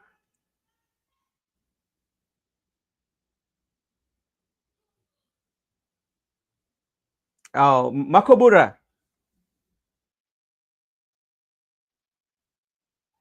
Okay. Yes. I'm here. You're here. I don't know what. Ayaga, can you check your? It's like you're muted. Oh, okay. I can hear you. I'm using my phone, and I think some people are now calling me because I think they have missed me. Can you just please remind those who have missed you that we are still having you in the show for a few minutes? They can call you later, but I want to know your opinion. If you assess what happened today, especially the opposition touring the Western Kenya, starting with the Luanda Market. I can say the reception is very, very, very fantabulous. Everything is okay. And I can say the anger against the government, it is natural. It is not something that is driven or perception. It is natural. And I think anybody who is speaking the language of the people, who is against this government, is welcome everywhere. I never take time because I was a little bit busy today I never took time. I'm just following up on the on what happened in that tour. Maybe I will catch with them later when they reached Kitale or around Bungoma Kitale a day after tomorrow. Yeah. But what I can say is only one thing. The other day I met a convoy of this man called Salasia somewhere in Obuja. Is it last week or something? Yeah. And people were there. People were many. So the reception must be good. And I want to encourage the Rigiji team. They should not avoid Nyanza, Luo Nyanza. In fact, they should take that war to the doorstep of Nyanza, or even in Kondele. You know, today I saw some people the Star reported that some people were burning along between Ahayega and Sijui which town. People were burning roads to disrupt opposition rallies. And I saw I saw police supervising those people. Then I asked myself, what is wrong in this country? So the reception is good, the move is good. They should not actually fear going to Luo Nyanza. They should come there. Depending of what happens in Mawego today and in Kasipul, as it called, they should come there. If I were them tomorrow, because the mood in the ground seems that the local MPs will not be there. Because this guy is coming from Kabondo Kasipul, which Ivo Bara is his MP, Ojwang, yeah? And it seems even Ivo Bara might not, unless they stage manage it, threaten people, bring a lot of police, but I don't think that crowd can be threatened. So they should even go there and address, because politics is to take every opportunity available. Some opportunities are natural, like the death of Ojwang. It might be, maybe the police never want to kill him, but he died in their hand. So it is natural, but caused by the police. So they should take that opportunity. Politics is to drive emotions. That is politics. It is not a church where we pray God the Father, the Son. They should take every opportunity. And I love the move. But I've been rotating, yeah? I have been rotating. I'm not in one place. I have been rotating, and I can tell you for the fact, and I will come with a lot of evidence very soon. Okay. I'm moving around, but the ground is not for this government. Even if they are doing those things they call bribing. Yeah. I saw them the other day somewhere in Kitui, where the deputy president went there, and the people who are mobilizing the people are Kalonzo Musyoka, are telling his people, the Kalonzo Musyoka supporters telling his people, they came to bribe us, nyinyi endeni pale mchukue hiyo pesa kwa sababu kitu wanataka ni kupiga picha na crowd. And I'm seeing Kindiki is very happy seeing those crowd with him doing these two things at 2 terms. Itakuwa ngumu. That's my take for now. Thank you so much, Mr. Yaga. Before you leave, and I invite Makobura, and if you look in Western Kenya, especially Western Kenya has been like a very faithful loyalist, especially to Baba. And also when you look at Luanda is Bunyore, and I think that's the same county where Musalia Mudavadi is coming from. And if you listen to Rigathi Gachagua telling them on how they signed the deal pack, yet they've not gotten the shares. How will it take Mudavadi especially to explain to his people, especially to come after Rigathi Gachagua, just in case if they have a rally in Vihiga County?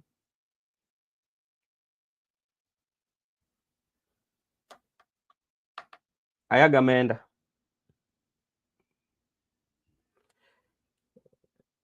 Okay, Makobura, when you look at Luanda, when you look at Luanda market and the messages that the Rigiji was giving, especially, and bearing in mind this is the Raila Odinga support base, because even the governor from that area comes from ODM. and how Rigathi Gachagua was delivering the issue of shares with Musalia Mudavadi and the government. And, should this one worry ODM or should Mudavadi himself? Yeah, it should. Remember, in politics, anything is possible.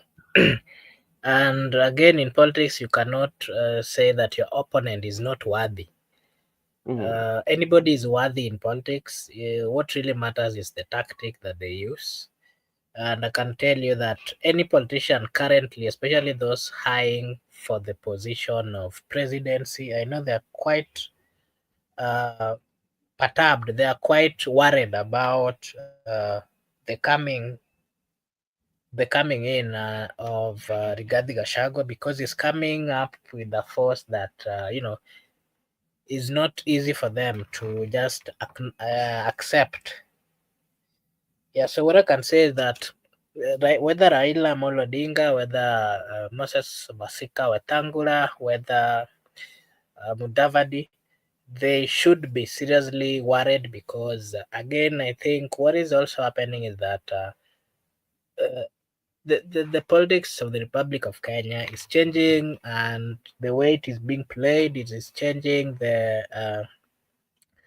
There's so many things which are changing in the politics of Kenya, and so any person, especially the big wigs, they need to be worried, of course, worried of the fact that Rigathi is coming as a force to reckon with, is coming with some forces, and some partly is coming or is being welcomed at a time, is joining politics at a time when people are having different problems in the country. And of course, these problems are driven by the Gen Zs or the young people, and they're saying that the problems are very great. The problems are making them unease in the Republic of Kenya. And, Rigathi Gachagua is mentioning these problems, and he is actually acknowledging the fact that Kenyans are suffering, is acknowledging the fact that youths are suffering. And that is part of the reason why he's being accepted in quite a number of areas. But again, I think that does not guarantee the fact that he will get the support of the young people or the Gen Zs, the so-called Gen Zs. Again, his combination or him working closely with the likes of Natembeya, the likes of the former Interior Cabinet Secretary, Dr. Fred Matiang'i, it is also, that is a very active or strong opposition base that the government has to worry about. They have to come up with strategies to counter that movement, because if they don't, these are some names, the ones I've mentioned, Natembeya, the likes of Matiang'i, they are part of names that have been proposed or talked about by the young people. So the people in government need to really get worried whenever they see this movement or these leaders going to certain place, because what they are, part of what the agenda is, of course, sending home the president. And remember, the people of Kenya has a problem with the president in matters of delivery, things that he has not really worked on. He has not delivered to the people of Kenya, things to do with killings which are touching the nation, whether you're coming from east or west or south. It is a discussion that is going on in the entire country. And, it is actually working.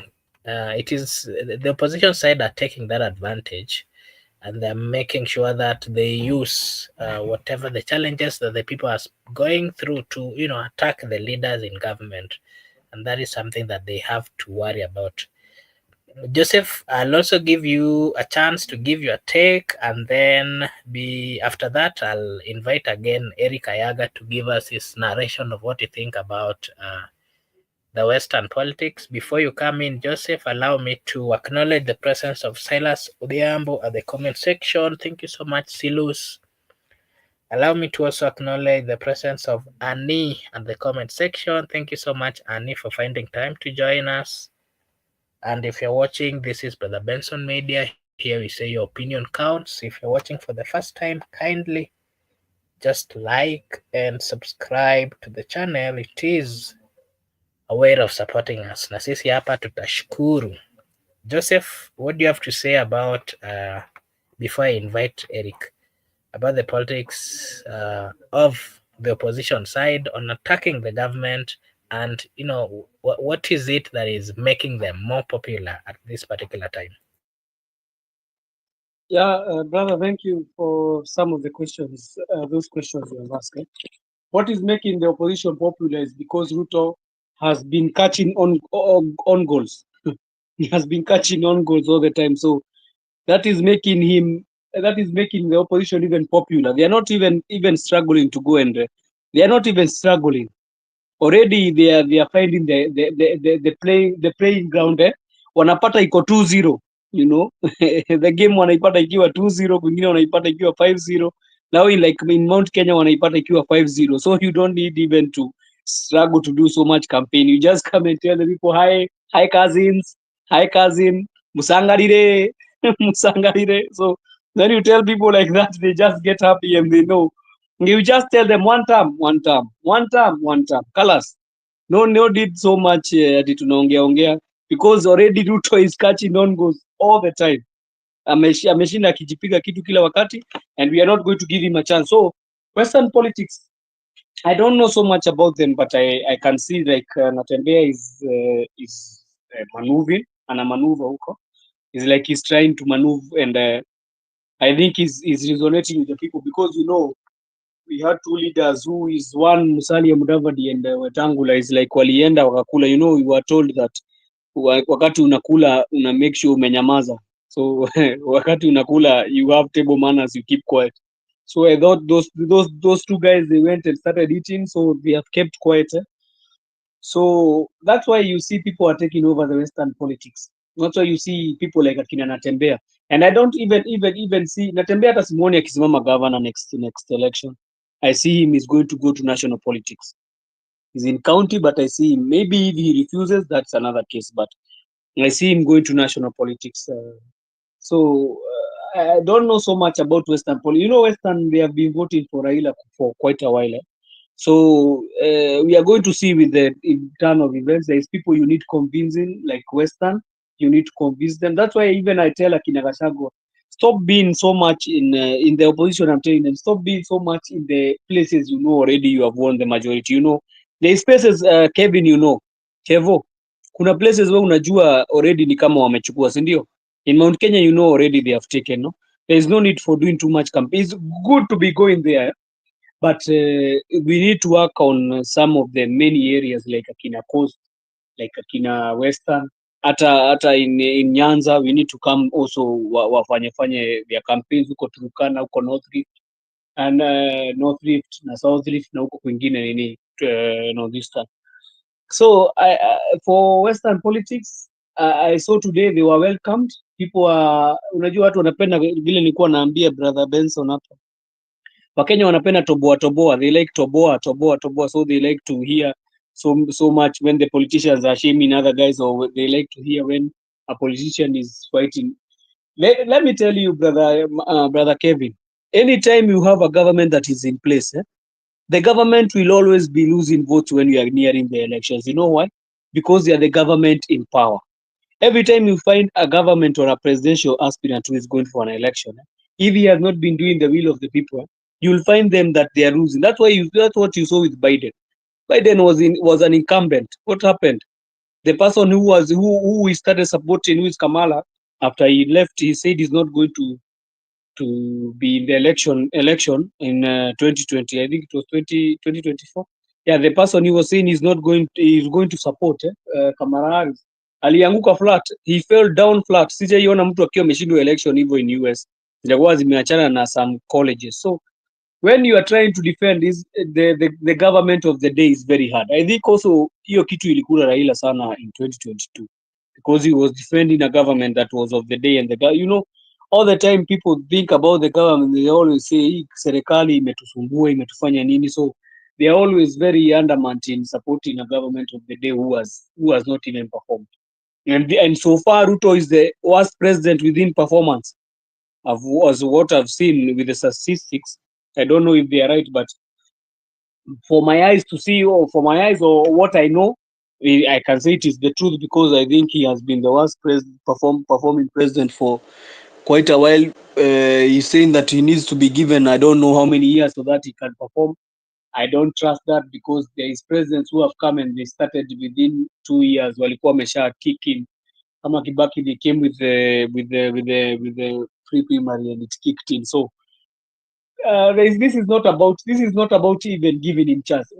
The problem with this guy, you know why he's catching on goals. Tulimpatia brother Kevin, mulimpatia mpira vizuri, mkamwambia ni penalty box, gonga, ingisha mpira, mkamwambia sisi tumekuja maandamano, tunataka udrop hii finance bill, utoe ma ministers, you remove the ministers, you remove the people who are showing opulence, uwaondoe. But what did that guy do? He wasted his ball. He wasted his chance. You gave him a very good chance, which he could have turned around and started working for Kenyans and listening to Kenyans. He could have been, sasa hii mwaka angekuwa na mashida mingi, but what he did is like he said, he raised the middle finger and told you, what the hell can you do? Let me come back and bring them also. And also he made, even he made now the situation worse when he made the person who people are saying is opulence, he made him a cabinet secretary for interior. And then the other person who people are always complaining, he made him a cabinet secretary for health.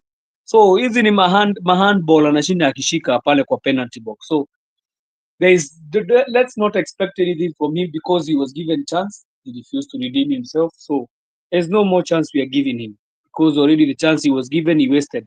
The Gen Z gave him a chance, he wasted. So sasa Gen Z wamesema sasa kaende kanuke. So what I can say, it's western politics, hata si mambo mingi ati na western kwenda kunini, watu wamekasirika kwa ground. Thank you. Okay, thank you. Eric Ayaga I can see you over there. I want to hear from you. What is your understanding? I know you fully understand the western politics. Mr. Eric Ayaga, huko najua unajua pande zote na hata hizo malugha zao zote. Hebu tuambie, what is happening in western and what are the possibilities with the intrusion of the opposition going there?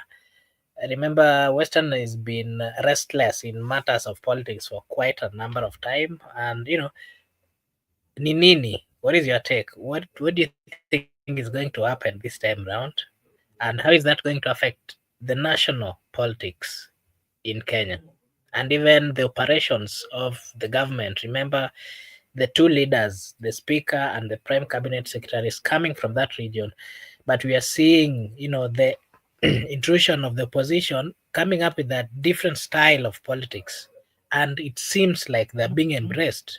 Look at Eugene Wamalwa, look at Natembeya, among others who are, bringing the opposition in Western. Brother Eric?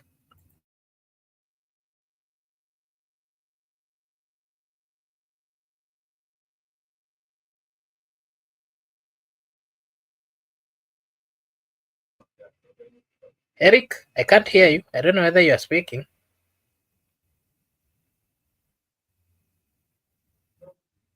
I can't hear you, Eric. I don't know whether you are supposed, because you are not muted. I don't see.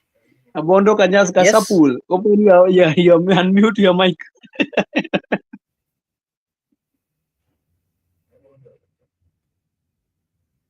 You can't hear you. Maybe you log out and then try. Because on my side, I can see your mic is okay. On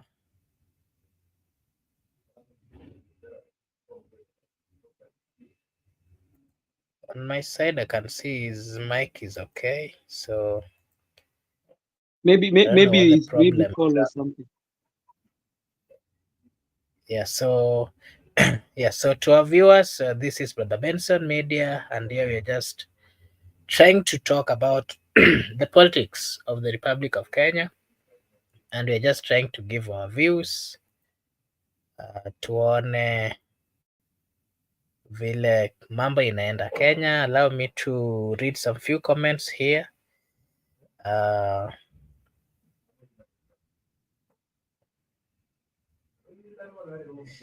Father Didi anasema kuna kulala, ni kudeal na huyu farao mpaka ashuke. Okay. I'm good, can't complain. Thank you so much, Annie, for coming in to give us your take. Yeah, so to our viewers, we're just trying to have a discussion on what happened. We've given our views on what happened in Homa Bay, where the young man, Mwalimu Ojwang, was being taken home today. And upon arrival, a section of young people took his body to the police station where, they set ablaze part of that police station. And it's part of a discussion that we've also given our views on. Eric, can you hear me? Eric, are you there? Yes, yes. You can get me? Yeah, now we can get you. You can proceed. Give us your take. Okay. What I'm saying is very simple. I'm saying this. Kenyans want change. I'm telling you, these youths are very agitant. They want change. Whenever we'll pick government, after this government will be hated with less than 6 months. These people want change and they need it urgently. And they want it done. And they don't have any other reason except that. So I am just appealing for whoever will be taking government over, be after William Ruto, because he will go. So after him, I'm just urging that the welcoming of the opposition leader, it is not we love those leaders. It is not that we love Rigathi. It is not because those people love Matiang'i. What you saw in Mawego today is not because people hate Ruto. It's not because people are rebellious against Raila Odinga. It is not because people are rebellious against the ODM or the existing mongrel called broad-based whatever. It is not. People want change.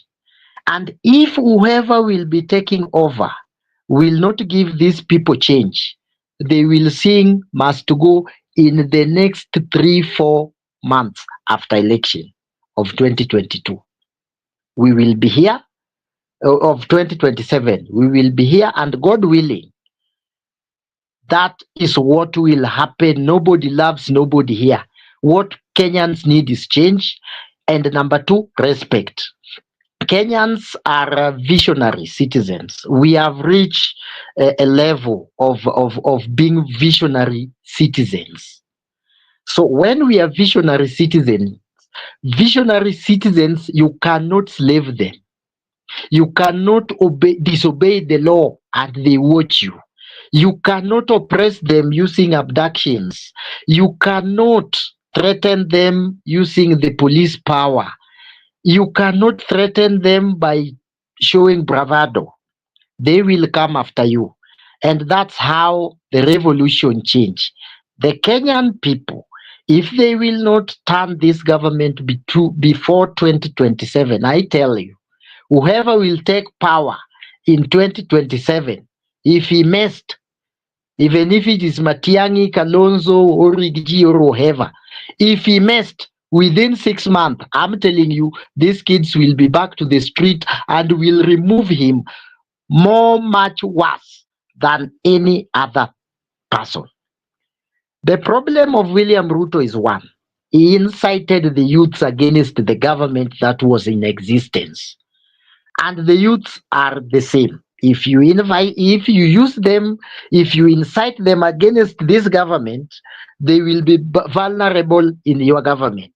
And somebody else will take advantage, will use them, and you will see fire. That is the fire that is burning William Ruto today. He caused it. I don't have anything to advise him. He needs just to use his head. He's a man who, he has been said and told, he never listened to advice. But my advice to the opposition that are being embraced by Kenya, please listen to Kenyans.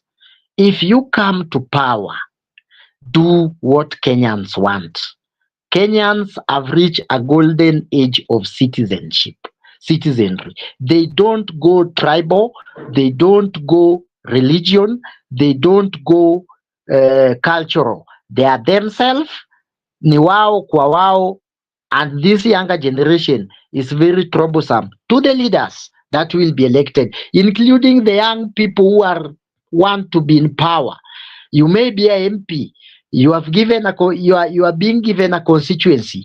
You are now using the same young people to deal with the current MP. Remember, when you entered that office, listen to these people and do what they want. The politics in Western Kenya has a lot of problem now that they used to add a party that looked like indigenous party called ANC that is now dead. The Bungoma people has their party, and the rumor have it that even Papa Waroma will leave before the cock crows 3 eyes. Is not safe with ODM being in the government.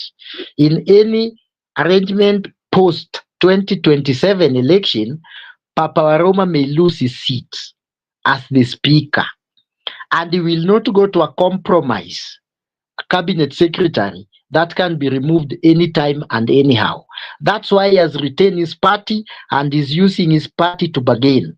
So he will conquer Bungoma and part of Trans Nzoia, which George Natembeya maybe is trying very hard to dislodge him. We have not had any election, so we can't say George Natembeya has dislodged him. So the status quo remain. Weta has his stronghold. That is Bungoma and Trans Nzoia. If you go to Busia, Kakamega, and Vihiga, remember Busia is like Luo Nyanza. That is part of Siaya, Homa Bay, and Migori. They will always go ODM. Ababu na Mwamba tried, nothing changed. So the only part of Western Kenya that will tilt, and I think that's why they started with Vihiga, and they will concentrate in Kakamega, and they spend much of the time in Kakamega, because Kakamega will change this narrative in a way that there is no ANC, and ODM also have challenges, and UD have challenges. I don't know. Some people say they have a party. There is a party that the likes of Halwali, in speaking, he will not defend his seat or run in any other position with UDA. They may have party, so we may see a lot of political changes in Western Kenya, but there is a very big political vacuum in terms of party that will conquer Bungoma, Kakamega, and Vihiga. Though ODM has always enjoyed, but remember, ANC could always get around 6 MPs and even some MCAs in that region. So that party is no longer there. And Ford Kenya cannot stretch beyond Bungoma. And the DAP is getting it hard to enter Bungoma. They will not go UDA, and they might not go ODM. If you look at, if the ODM will push towards UDA, I think people like Osotsi, they might have their party. So it is a game of wait and see. But I think there is a lot of change that will be there. But I know Busia will remain ODM, and Bungoma might be between George Natembeya and Papa Waroma and bit of Trans Nzoia. So it will be a very difficult to say for now. But against government, I think all Kenyans, because I've rotated around everybody, everyone, including Eldoret. For those who, for the God's sake, politics is perception. So there is a perception that all Kalenjins support the government, which is very wrong. There were maandamano in there were maandamano this last one in Eldoret and even Kapsabet.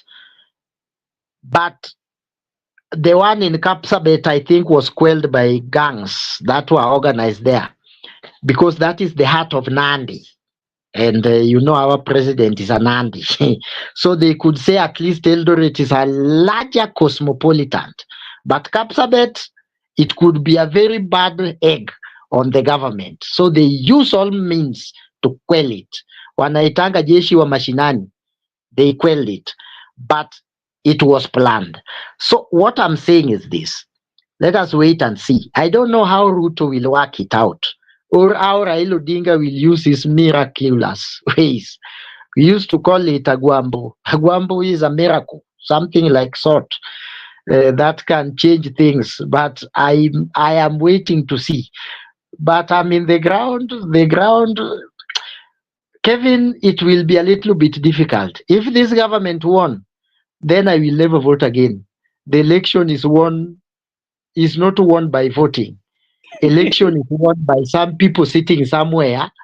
If Ruto wins election, then election is won. I will never vote again, because election is won by people sitting somewhere and say we want this person to win. I still don't believe on that as per my age and per my generation. But I will believe it in 2027. And I will carry up my hand and say, so be it.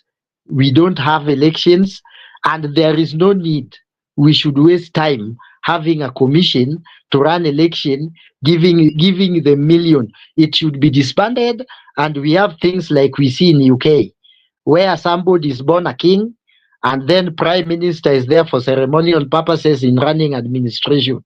So nobody cares who is prime minister. They can change it 12 times a year and the country remains stable. Or like places in Iran, where we have supreme leaders. Or places like Uganda, where the president is known. You are born knowing the president, you will know president until you die. We say Kenya, let us see these people, they will always choose for us. But for us, we are making a lot of noise and time talking about politics. Thank you. God bless you. Let us meet tomorrow. Maybe God willing, if I will be around. Before to watch, there is one thing that I wanted you to clarify. Your party leader. Your party leader. He has been quiet for quite some time. Yeah, and people are asking so many questions whether he has exited, he has left the politics, or whether he's still there. Wewe kama mwana ODM, hebu tuambie msimamo wenu ni yupi? Kwa sababu tunaona mnayumbayumba, mnaenda huku na huku. There is no specific stand that ODM has had. We are seeing people within that party having different says and stands within party matters. And the question is, there has been some rumors that ni kama ODM inapasuka. Ukweli iko wapi? And what is the role of Baba in the coming in the coming years? Is he exiting? Is ODM still going to have a presidential candidate? And how is it going to come back and tell the people that this has been our stand, and this time we did this because of this? What is your take on that, Eric? ODM is very strong. That's why we are still members of the party, and we are still there. But what I'm telling you, and let me repeat it for the naysayers, the agreement that ODM had with the government was killed in Central Police Station. That agreement was killed in police station, in Central Police Station. In fact, the biggest police station in Kenya, which is Central Police Station, by the likes of Langata and Talam, they killed it. In their own hands, they choose to kill it. So it is, I don't think and it may be the burial is tomorrow. So we will talk after the burial of that MOU or the so-called agreement. But for now, for us, people who believe in ODM and know much more in ODM, that thing was killed. Not by us. The people we help the most when their administration was threatened by the young people of this republic choose to kill that agreement. Maybe if there is another one, that will be born. But yes, there is divided opinion against ODM people. You know, money was used to betray Jesus Christ, and Jesus Christ died for the people who believe in Christianity. And I know there are people who have taken money and they are now singing the praises of government because that is the language the government understand. But I'm telling them, they eat very fast. You know, tulikuwa tunaambiwa tukiwa wadogo tukule kama wanajeshi, kula haraka, kwa sababu the old people believe that during the time of eating, the bad message may come that your mother is dead and you may leave the food halfway. So we are just urging the people who are in that government and are eating, they should eat very fast. The time is over. We are heading to 2026. And maybe by December or January or February next year, things will change. Thank you, Makubura. Brother Eric, you have said people wakikula wananyamazisha mdomo watu wakikula hatuoni chakula zikimwagika huko. That is Yes, what you have said. You know, in the process where we were told if you have to eat, you eat very fast. Pia tuliambiwa table manners, if you eat quietly. Lakini saa shida ni nini, Brother Eric? Nyinyi mnapewa kwa kitu ama ni wale wakubwa tu wanakula bwana? Juu ninaona ni kama wagawika kitu. Najua hawezi kuwa unakula peke yako na ugawii wale watu mlikuwa mnapigania hii vita. Unajua ni kama ukiwa kwa barracks unapata wakubwa wenu ndio wanapata ile share kubwa, lakini nyinyi hampatiwi kitu. So that is my question. You know, ODM was divided into two for prosperity. There is the defending and the attacking. So me, I remain from the attacking side. So if one day you meet the people who went to the defending team, they should tell you. But for me, I am still in the attacking team, and I will remain there to attack. And we are so many. There are likes of Babu Wino, James Orengo, Sifuna, tuko wengi. And I think that is the team that have brain. They are the people who can disagree and agree with Baba. But the other team, the attacking team, if you even look at them like Opondo Kaluma, Gladys Wanga, Junet Mohammed, Bambadi, Opio Wandai, if Atandi, Joho, if Baba said tupige kona sahi, hii language yote unaona kwa hizi rally ya 2 terms itazimika kama fireji mpaka ujipende. Ni sisi ndio tutaonea Ruto huruma tumdefend kidogo, au atamwattack vibaya sana. So we know them, we are wishing them well. It is time, wacha wa enjoy, and we have no problem with them. It is their right, because by the way, it is not for us to oppose the government until Jesus comes back. If our brothers are there and they are feeling good, let them feel good. Tupatane mbele, because that is what we have been taught. We should not just always stand on the way of government always. We must have a boundary. If I'm invited there today, I will be eating, keeping quiet. I will not make noise. But deep down my heart, I know I will not vote for him. And when time of politics come, I will resign and join. Yeah, I will resign and attack. So it is what it is, and Wakenya wazoe hivyo. Even the next government, I'm warning them, we don't love that team. We want change.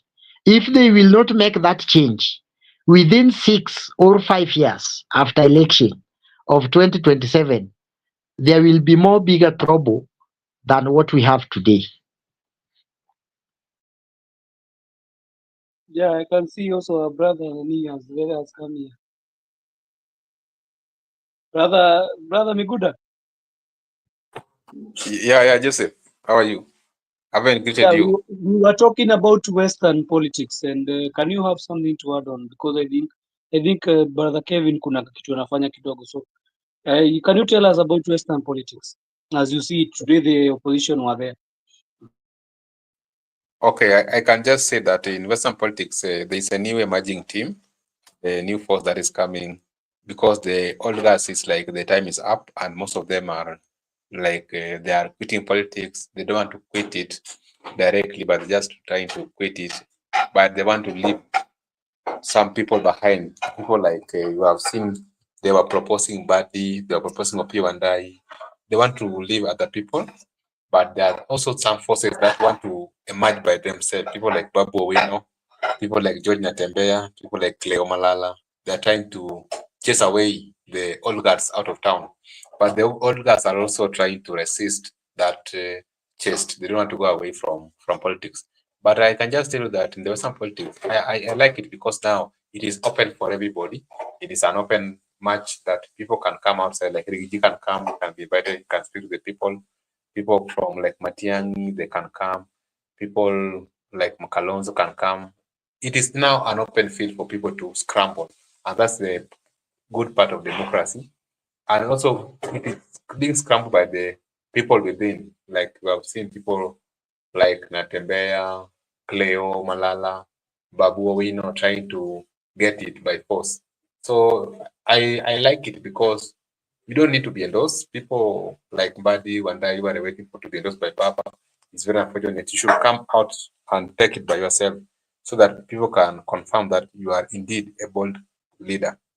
That's what happens in Western politics. But it is open up for people, and I like the way they gave DCP party leader a warm reception.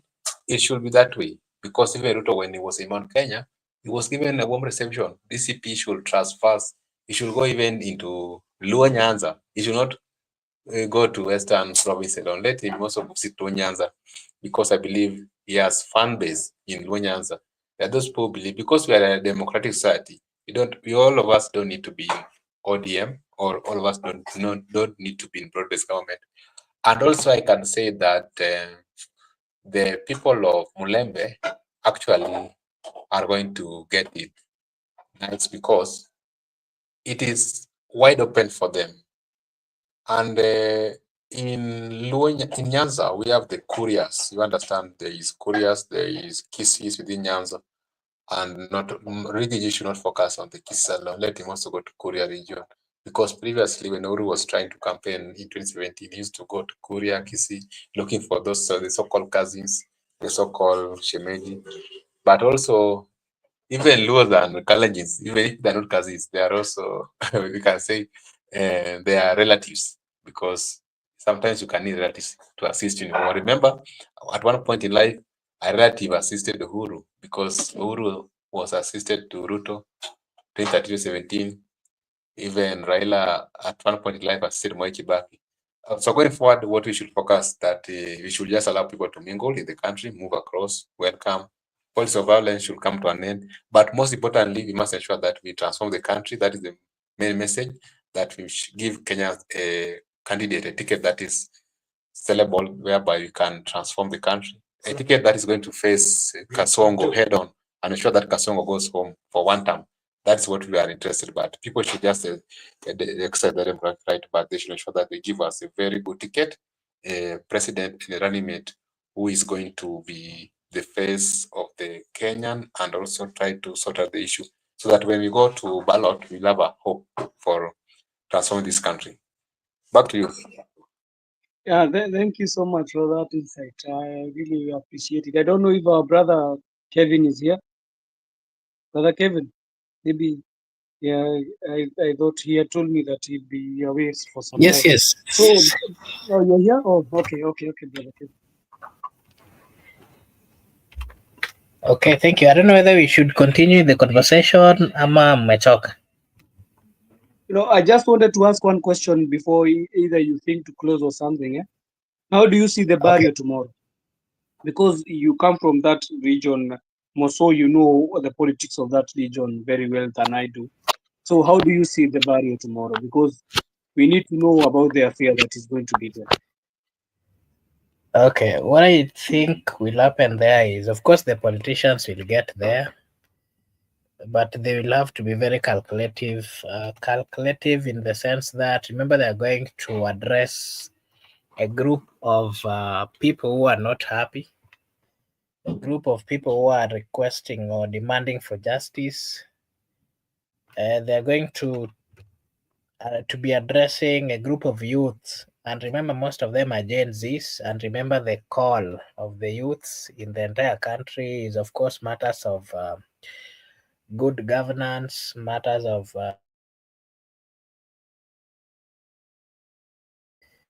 and they have to be very calculative, and they have to, they know they're politicians, they know the kind of languages they will be using,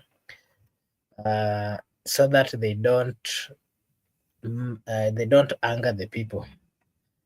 But again, their politicians will not also try to get there, especially those that have always been seen on social media criticizing or speaking in a way that shows no respect for the young people.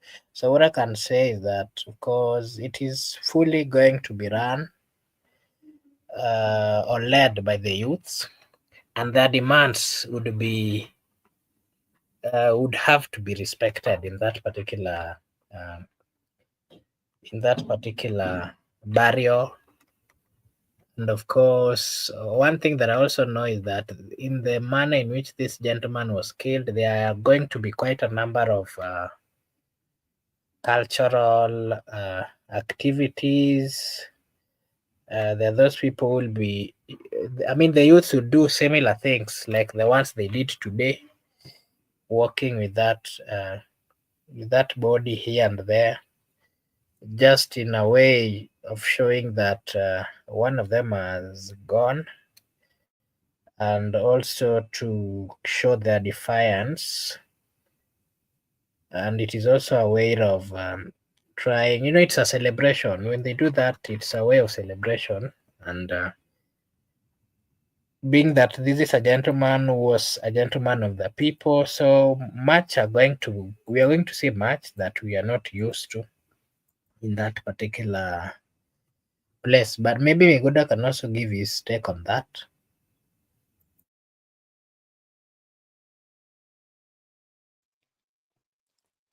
Okay, I just want to inform Kariuki, because we are coming from that region. It's very interesting for you to understand the culture of the region. One of the things we celebrate in life is death, because we believe that when you are born, people celebrated. During initiation, people celebrated. Marriage, people celebrated. And the final celebration is the death, whereby people must come together to celebrate the departing fellow. And that's why most of the time you find that in our funerals, we do cook, we do eat, we have gatherings, and people come together to send their loved one. So it's going to be a celebration. But now, because the deceased was assassinated or was killed by the state, now it's going to be a different thing, because there are many people are going to revolt. But we are requesting people to come down and allow the young person to be buried in peace, so that he can have his last respect as per the customs. But we know that the people who have remained behind are seeking for justice and compensation, and the public will come in large number, and the people who are anti-Gen Z and people who are anti-reforms will not be present in that funeral, because you understand, the good thing with the laws is that when they don't like you, they don't like you. If they love you, they love. That's why it is hard for people like Kayaga to agree with the previous government, because you cannot force people.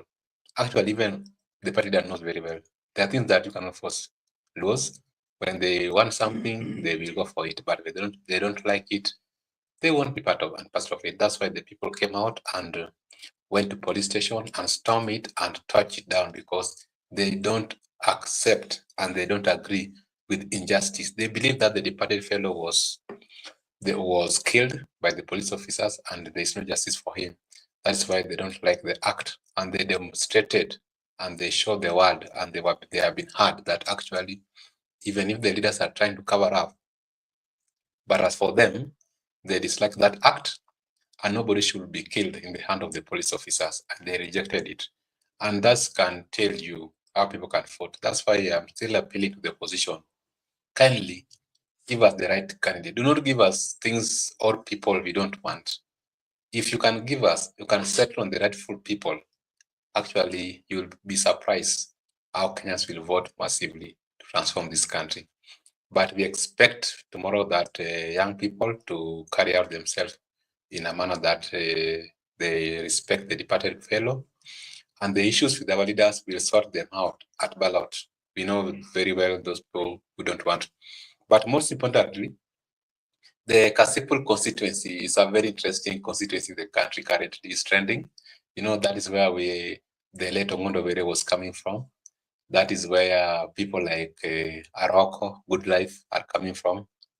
And that's where even Odoyo Widi is coming from, Oyugi Magwanga. Actually, it has been a very interesting constituency. And that's where also Albert Ojwang is coming from. And it's one of the high populated sub-counties in the Mobi County. And if you can get it blocked, you are likely going to be the governor of Mobi. That's why people struggle are scrambling for that constituency. You have seen people like the current governor is not willing to let it go to any opponent, because most of the people, voters, they have been registered and they are informed and they are learned. There are many intellects, and even currently, we have like 29 aspirants who have declared that they want to contest for the current by-election. And out of the 29 aspirants, all of them are people who are well informed. So you can have a look at it. It's a very interesting one. Let us ensure that the disease is given a befitting send-off, and we continue the struggle. The struggle must always continue, because we are living to ensure that we transform this country. The people who died transforming it left it where it is now. It's up to us to ensure that we move it forward. I think that is my take. And my last comment is just, I would like to wish our viewers from my side actually a good evening. And we hope that tomorrow we will have another session. Thank you for coming, and see you next time. Bye-bye, everybody.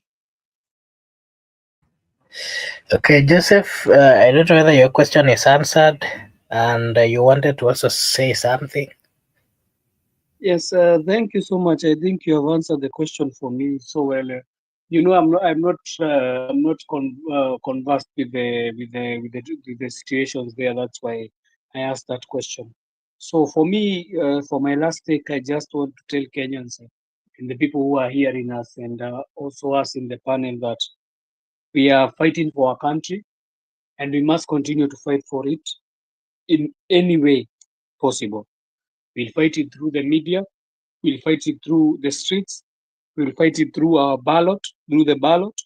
We'll fight it by talking. We'll fight it by any means. They can try to muscle us down, but we are not giving up. And that's why you are seeing the youths. They have said they are not giving up. And also us, we should join them and say we are not going to give up. Because if the country burns, we also don't have a place to stay. So we need to just support each other. The politicians are there. They'll just do their politics. When you see when they add in the salaries to their pockets, they are always too much inclined and together. So also us as Kenyans, we should come together and just say no. We need good governance. We need a good healthcare system. We need good education. We need a good lifestyle for our kids. That is what we pay the taxes for. We are not pleading with them. We are not telling them, please. We are demanding, because it's something that we pay for. You cannot go to a shop and you buy a bread and then somebody gives you a stone and you keep quiet. You need to tell him, no, you have given me a stone and I had purchased a bread. So it's high time that Kenyans also learned about what services the government should offer, and what kind of environment the government is supposed to give us. So we are going to still soldier on, and we are not going to relent. Viva people. Okay, thank you so much to our viewers. This is Brother Benson Media, and here we say that your opinion counts. If you're watching us for the first time, kindly just like and subscribe to the channel. It is a way of supporting us, and we'll really appreciate. I want to take this opportunity to say a big thank you to everyone who joined us today, and especially those who engaged us at the comment section. Thank you so much. We really appreciate you that you'll join us again tomorrow. I want to take this opportunity to wish you all a blessed night, a blessed morning, blessed afternoon, a blessed evening from wherever you're watching us from. Thank you so much, and may God bless you. See you again tomorrow.